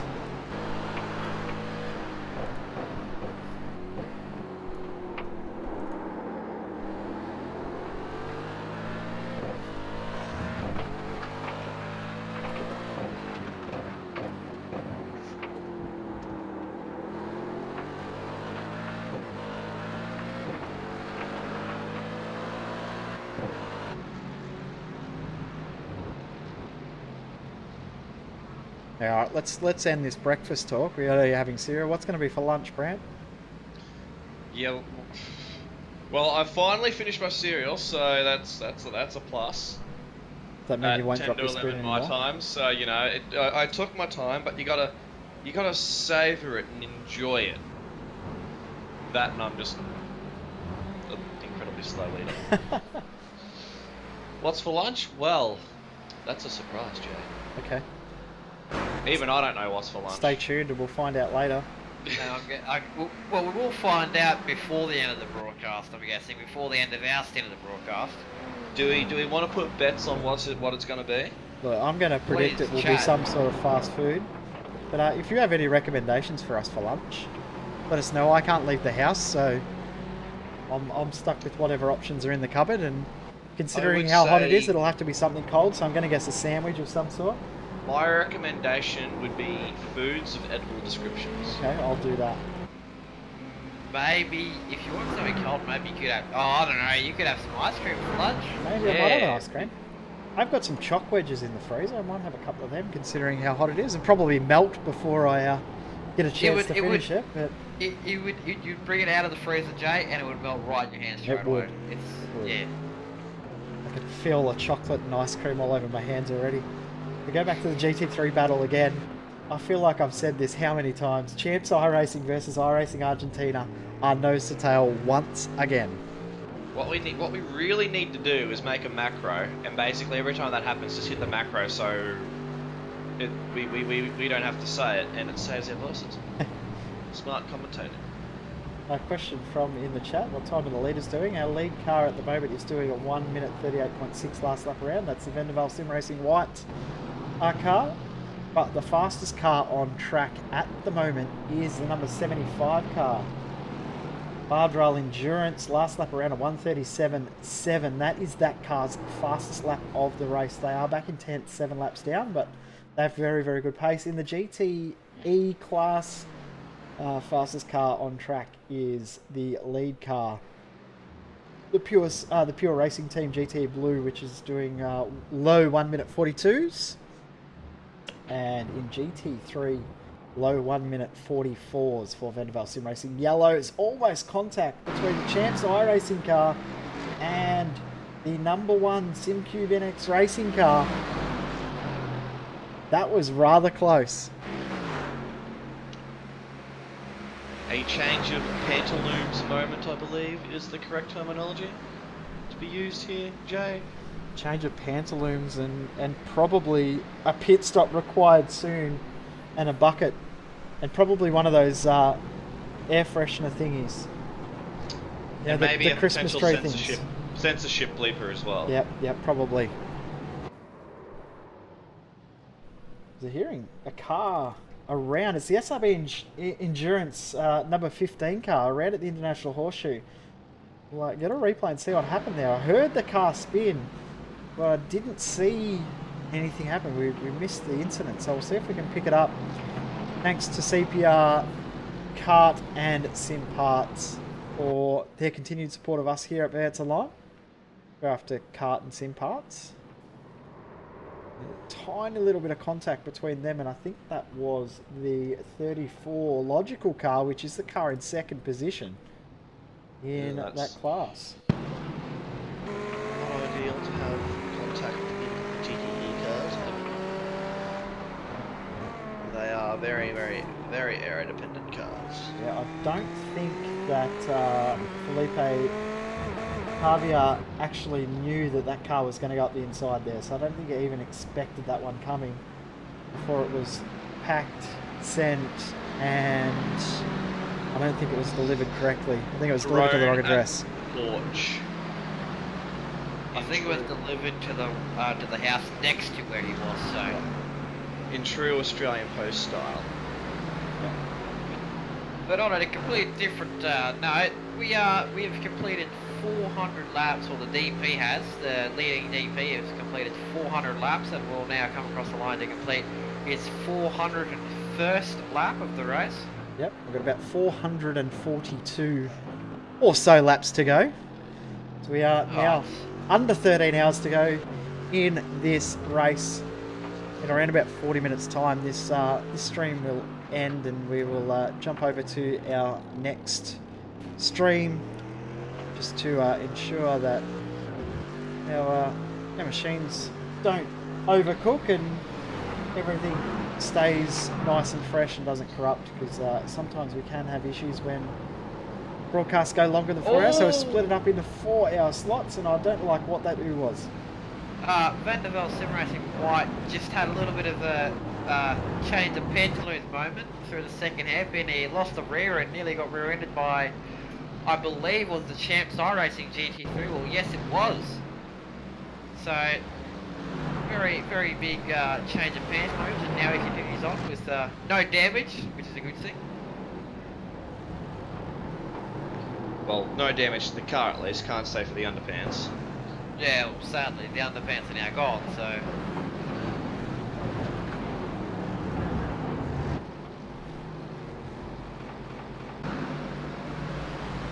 Bit of Febreze at the stop, as well as a drink bottle, change of underwear, and 4 tyres and full tank of fuel.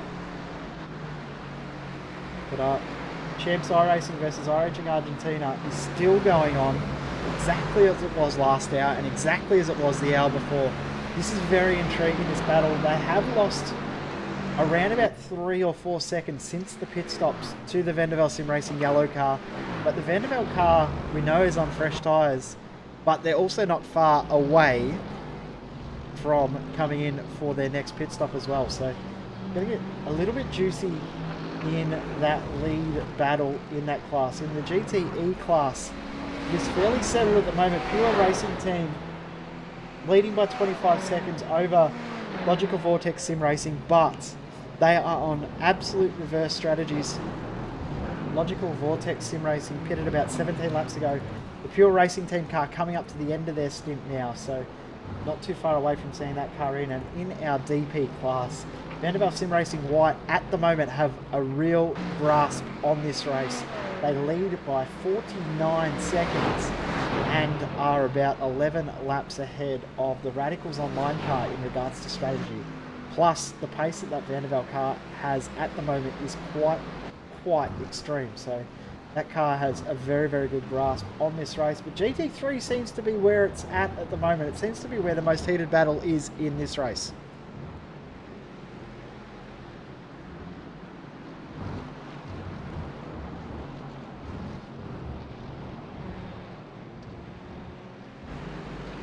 Looking at chat, apparently, if Brandon was to go get a pizza, it'd check out because apparently the first shift boys, they had pizza as well, so...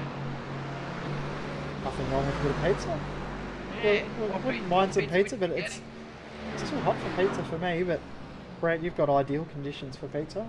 We've seen the I have pure ideal conditions. Can confirm optimal pizza conditions. Oh, God, man, Sim Racing White. Just giving one of the GT3s a little tap. Yeah, that's I think it the was it. Glacier car. Glacier racing car with Yodi Hager at the wheel. So the Vandervelde car has a little bit more damage. Now, this is what could potentially change this race, is little incidents like that. It doesn't take much for the aero in these Daytona prototype cars to really be destroyed. So the Vandervelde Sim Racing car needs to be careful to not throw this race away. As I said, they've got a real grasp on the race at the moment, leading by nearly 50 seconds as Radical's car actually is in the pits too. So that's the advantage that they've got, is fairly large one at the moment. Is also seeing the IDGAF car in the pits as well.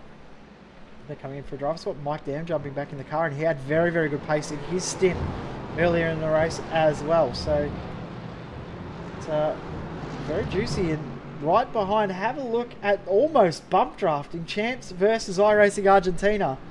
This is getting a little bit more heated than what we've seen in the earlier phases of this race. And as we saw before, there's that Performance Sim Sports Ferrari starting to come through again. It's almost a exact replica of what we saw on the infield about an hour or so ago.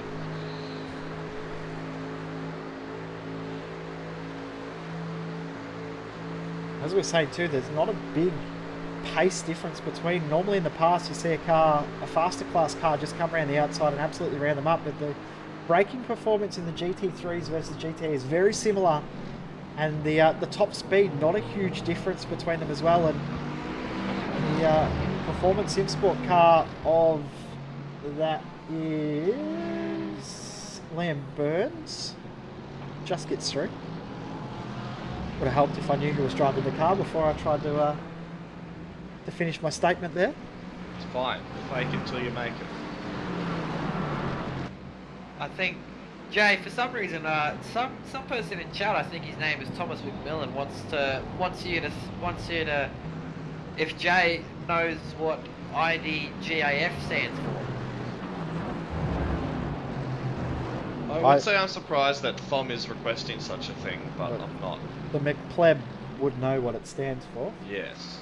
But why would it be asking you, Jay? I've got no clue. I think Mr.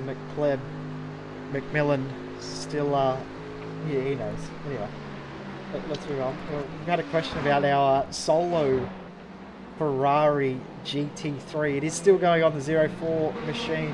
Scott Michaels at the wheel at the moment. They are in 6th position. They're about 36 seconds to the car ahead, and they've got about a 25-second gap to the car behind. So they're just sitting nicely at the moment in 6th position, lapping about the same pace as the Shinji Michimi car ahead. They are just sitting along quite nicely. Just behind though, the Glacier racing car, we did see that car just have a little bit of contact with the overall leading car, the Vandervelde Sim Racing car. And just behind, Alpine Eagle Racing is not too far off catching them. They are lapping around about 7/10 quicker. Gap between those two cars is now under 2 seconds.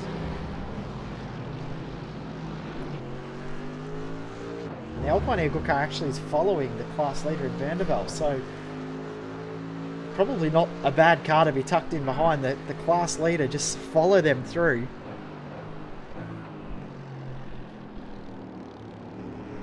I've just been asked as well to give us your winning, give our predictions on winning, our winners' predictions. I don't want to do that early because we know how good the commentators' curse is here at Vance Online. We don't want to ruin anyone's races by predicting them as the winners early. But we'll do that before we finish our broadcast stint in a couple of hours' time. We will do that at some point. So you're gonna pile all that stress onto the race book crew now, are you, Jay? Look, they've already done their early predictions. They did all predict just before they went off the air. So I think it's only fair that we do it before we go off the air. We don't want to, you know, say someone's going to likely win the race and then absolutely ruin their race for them. As you just seen the Champs iRacing letting a lap car through. The SRB endurance car has just got through on them. So the SRB endurance car, which we saw facing the wrong direction a little while ago, it just went through up the inside on the Champs iRacing car. So the Champs iRacing and the iRacing Argentina cars really struggling with those old tyres right now.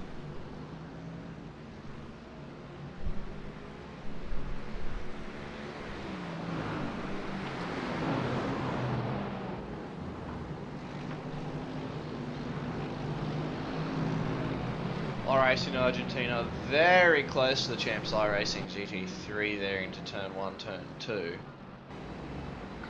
I'm just going to draw our attention back to that other battle that I said was getting close between Glacier Racing and Alpine Eagle Racing. They're under a second now.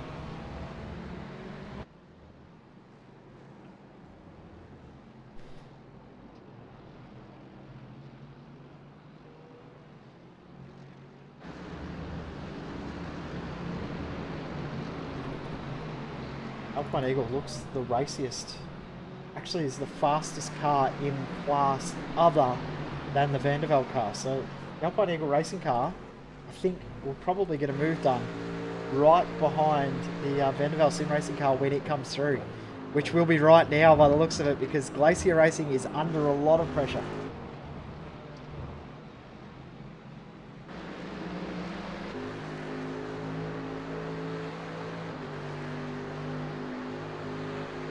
Danny Hagner will likely be passed around the outside by the Vandervelde car. Will the Alpine Eagle car, he actually moves to the side to let the Vandervelde car through. And chops back down to cover from Alpine Eagle. Here we go. Oh, up the inside goes Alpine Eagle side by side through turn 2. This may not work. They've got through. And positional change. Alpine Eagle with Martin Asher at the wheel. Gets through on Glacier Racing with Yoni Hagner.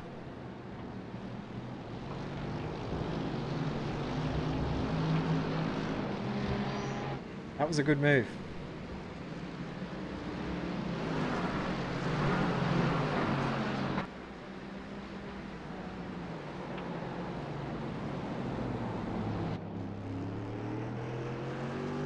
Will Hagner be able to come back? The big question now, has he got enough to come back from that pass? Don't forget as well, we do have live timing available on our website, v8online.com/live-timing. We will have that up for the duration of our portion of this broadcast in the race spot. Crew will have it back up and running for their portion of the broadcast coming up in about 4.5 hours time. Believe it or not, we're almost halfway through our broadcast stint. Time flies when you're having fun and barely awake. Big kudos to you for jumping in with no sleep.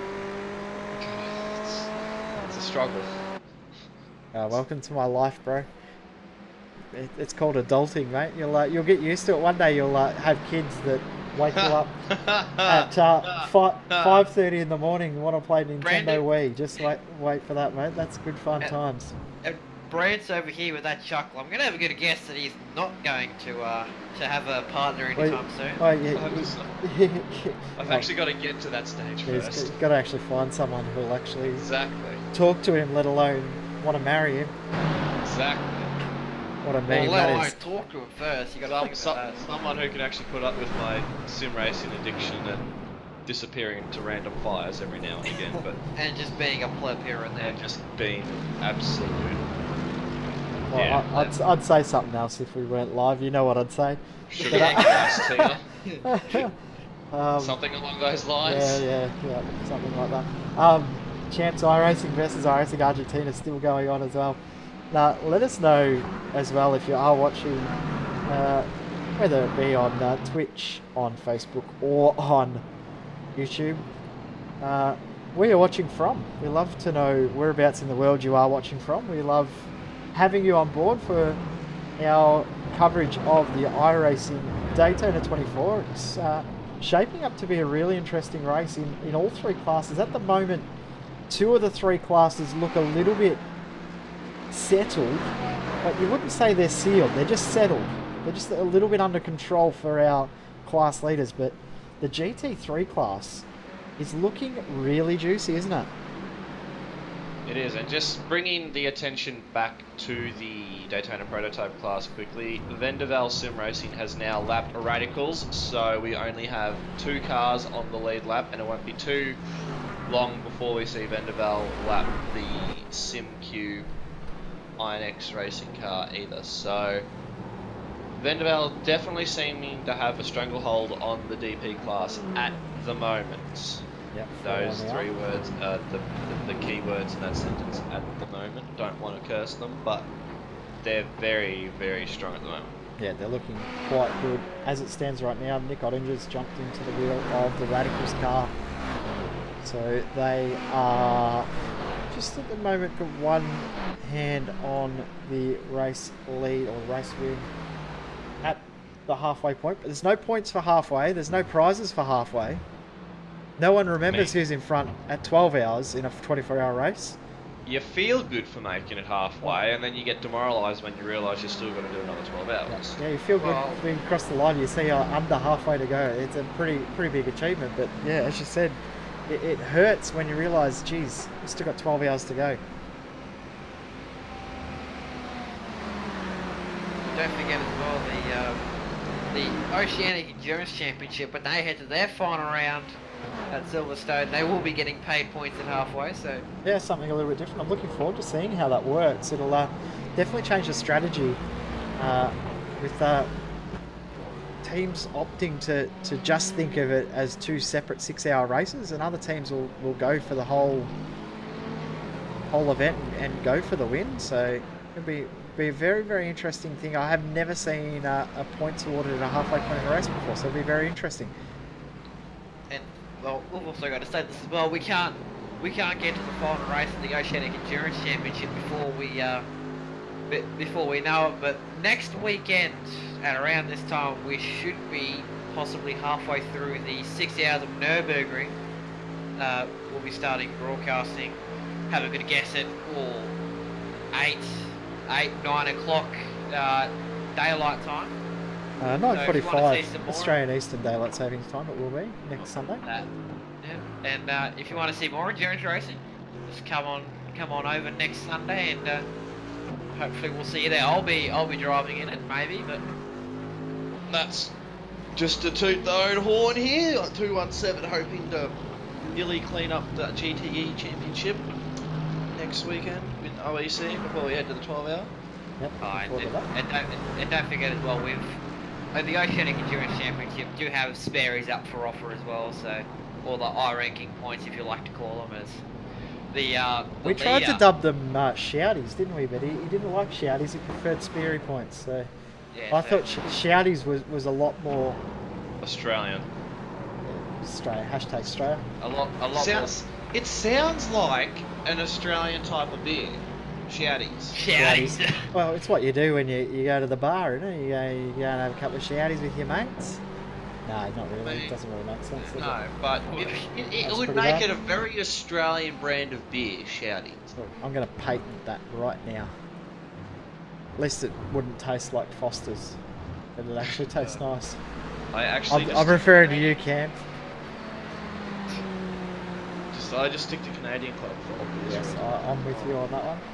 So we'll go back and talk about this race. It's a little bit too early to start drinking this stage. We're about 22 odd minutes away before we'll cut this stream and start on our next stream, which you will find on iRacing Live. If you are watching iRacing Live, the coverage will continue there. But the gaps at the front of GTE still closing. Actually, they've stabilised for a little while between Luis Rodriguez in the Logical Vortex sim racing car. Of course, These guys are out of sequence. They're about to come in for their pit stop in about 2 or 3 laps. They lead by 26 seconds as it is right now.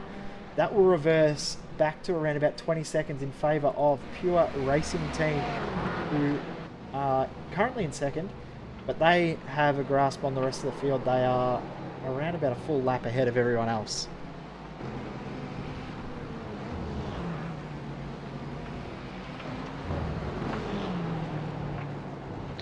As we see the SimCube INX Racing C7 come into pit lane for a scheduled stop.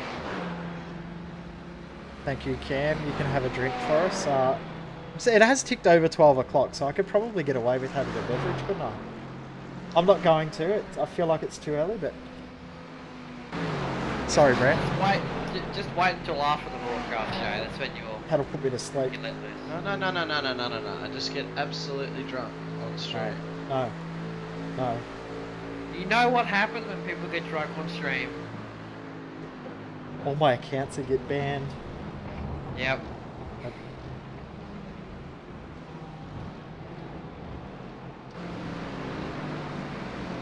Big hello to everyone watching all around the world. We've got people from America, we've got people from Spain, from Italy, from, Apparently, of Thomas course, from is watching Australia. from Antarctica. Yeah, Thomas is... Retarded. Let's not go there, but... He does. I'm his team manager. I'm allowed to. Probably still can't say that, but anyway. He is from Albury, so it does explain a lot. Hello to everyone else that's in Albury, but apologies for having to put up with Mr. McMillan. Evolution Racing Team number 26. Let's get back on track with the race. They're in the pits. Yeah, I think we should go. We've well and truly gone off on a bizarre tangent. They're in the pits, and a full lap now led for the Vanderbilt Sim Racing White in the DP class. So Vanderbilt Sim Racing White, one full lap ahead of the entire rest of the DP field. That was very not called for, Jay. But you know what is called for? Traffic. Who doesn't love traffic? Traffic's making this this very, very interesting. It's going to get very juicy, and they come past the Muskenfeld car, which was up in the top 3 early on in this broadcast, but they've dropped way, way back down the field. They are now 10 laps behind the Logical Vortex car. So they are out of contention for a potential win, but I'll tell you what, I keep getting drawn back to this battle for 2nd and 3rd in GT3 because that iRacing Argentina car just somehow sticks to the rear of that Champs iRacing car. It's like with glue. It's just stuck there and stay there, and I don't want to be behind it anymore.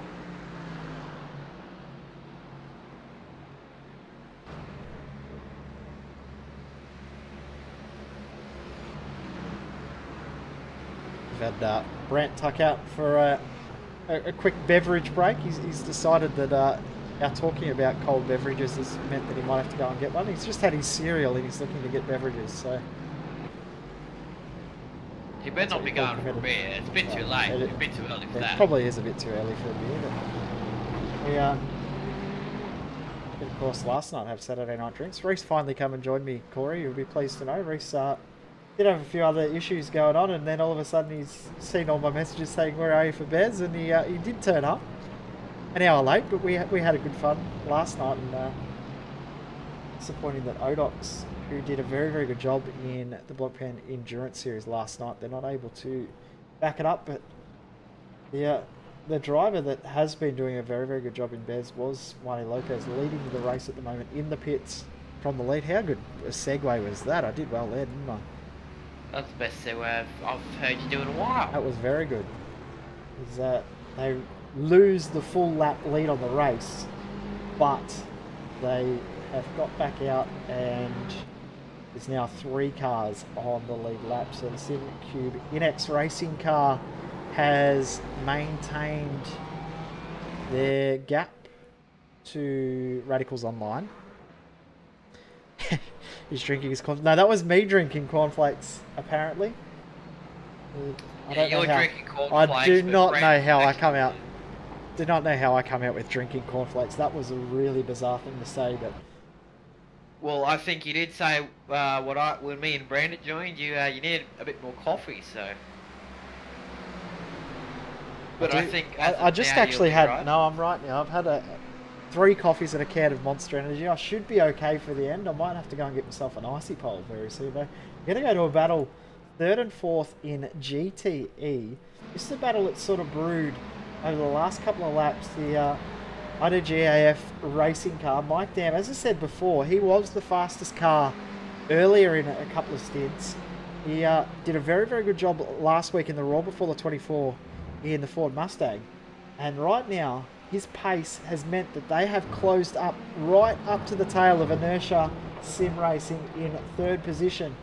Inertia with Ipani Lanitolotto at the wheel. I've probably completely butchered that name, but I know that Corey would not even have a try at doing that. Yeah, because I'm at least smart, Jay. What, If smart I know enough to I'll not butcher try? it- Exactly, yes. Now, Dam is going to have a good look. Try and have a damning good Oh, that's overtake around the terrible. outside. That was terrible. But he has got And the he's job got done. the move done. Yeah, he has got it done.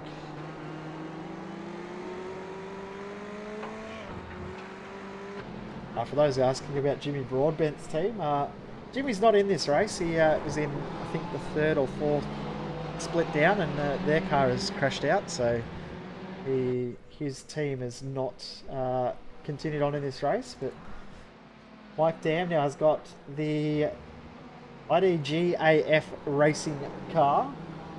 Yes, I do know what that stands for. They are a lap down, but you can see just ahead, just around the corner, is the Logical Vortex Sim Racing car. But they will probably in the pits next time by, not this time, but the next one. We'll see.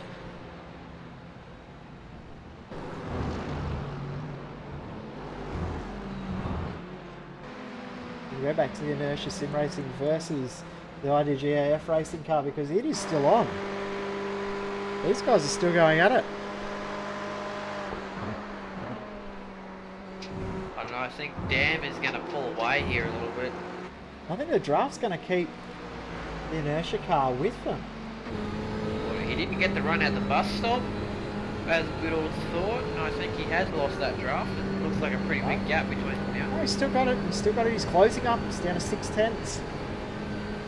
A little bit of overspeed. They'll be just under 300 kilometres an hour when they get their foot on the brake. About 282 odd kilometres.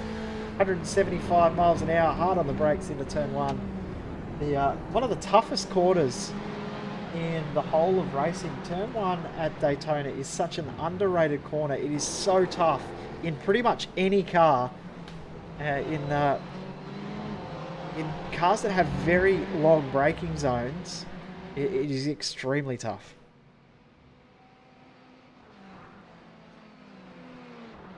I have returned. Oh, welcome back. We were wondering if you'd actually gone to get beer. No, I actually went to brush my teeth. Yep, right up. Okay, we'll run with Right. that. Oh, we're just seeing heavily this 2nd, 3rd, 4th all together in GT3. Joe Burkett in the TTL Esports car trying to not go a lap down from the 2nd and 3rd place cars. Australia's favourite Kiwi in Joe Burkett. Everyone loves him. TTL does have a couple of very loved Kiwis, don't they? They do. Cam Dance, you know, he's all right. Shout out to Cam. I know he's watching. He's actually at the races today. I think he's a few hundred k's from his house at the moment. So. There he is.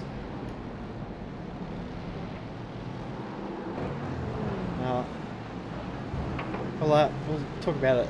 Another loved Kiwi who will be jumping in the booth very soon. Fonty will be along to jump in to help out with comms in the next little while.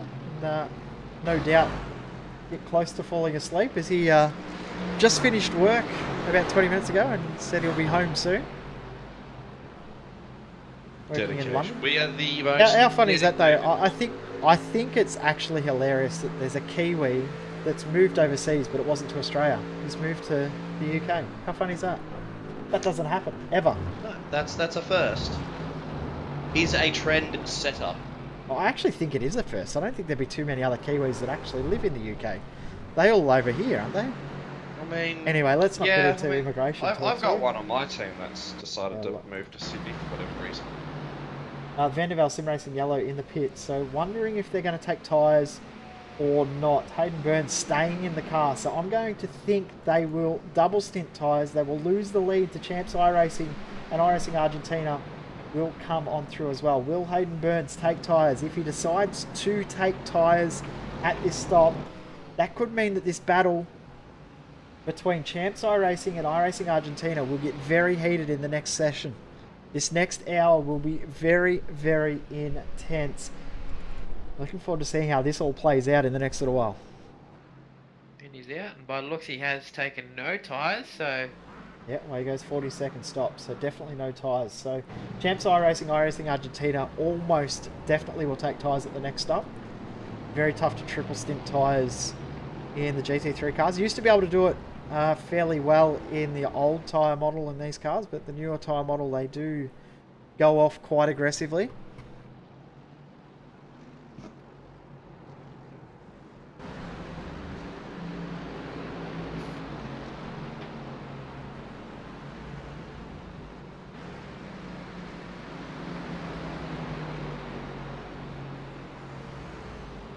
In around about 5 minutes time, we will have to end our streams on YouTube, Twitch and Facebook. If you are watching on Facebook, it will be forced to end in a couple of minutes time, so we'll have our streams back up and running. We will have our second YouTube stream up in a few minutes time as well, but we'll stay with this for about another 5 minutes or so before we have to take a forced break and then bring you the conclusion of our stint. But it's been a pretty awesome 4 hours. We've seen lots of action, and the most impressive thing is we have not seen too much carnage. We've seen a couple of little touches, but pretty much 4 hours of fairly clean racing.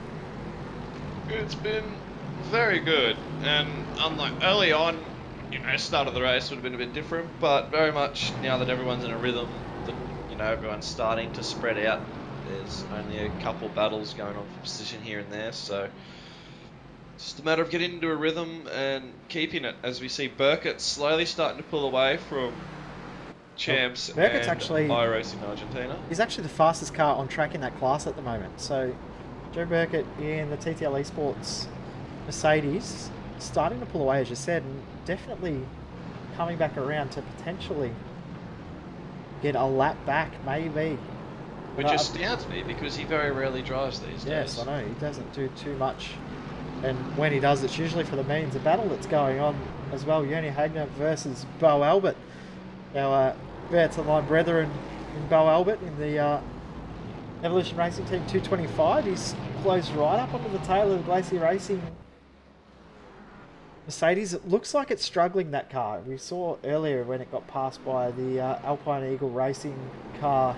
Didn't put up too much of a fight there. It just happened fairly easy. So we'll see how much fight there is left in that Glacier car. But it does look pretty banged up on the rear, doesn't it? It's not the cleanest of cars at the moment. Bo's going to send it. Ooh, nearly touch. And he's going to get the job done. Yeah. Yes, he will.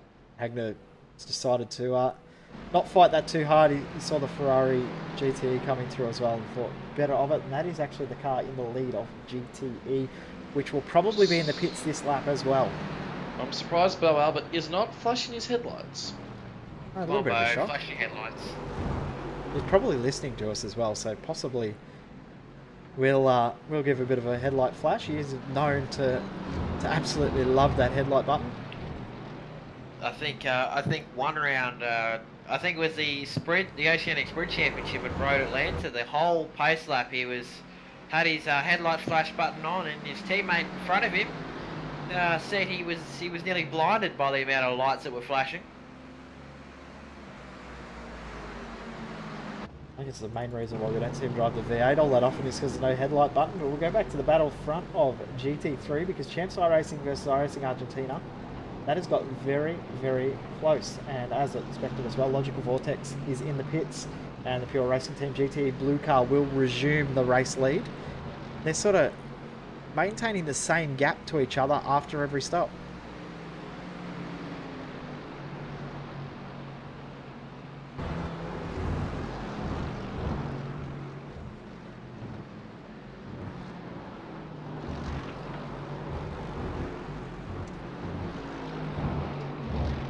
as we approach the 25 minutes past the hour. We're going to take a very quick break. We'll be back in about 3 or 4 minutes here on V8's Online for our next stint of the iRacing Daytona 24 hours. Make sure you stick with us here on V8's Online. We will be back very, very soon. Thank you, Corey, and thank you, Brant, for your help for the first phase of this race. But you boys will be back in just a few minutes when we come back ready for part 2. Absolutely. Cannot wait. We'll be back in just a couple of minutes here on V8's Online. Thanks for sticking with us. We'll be back in a moment.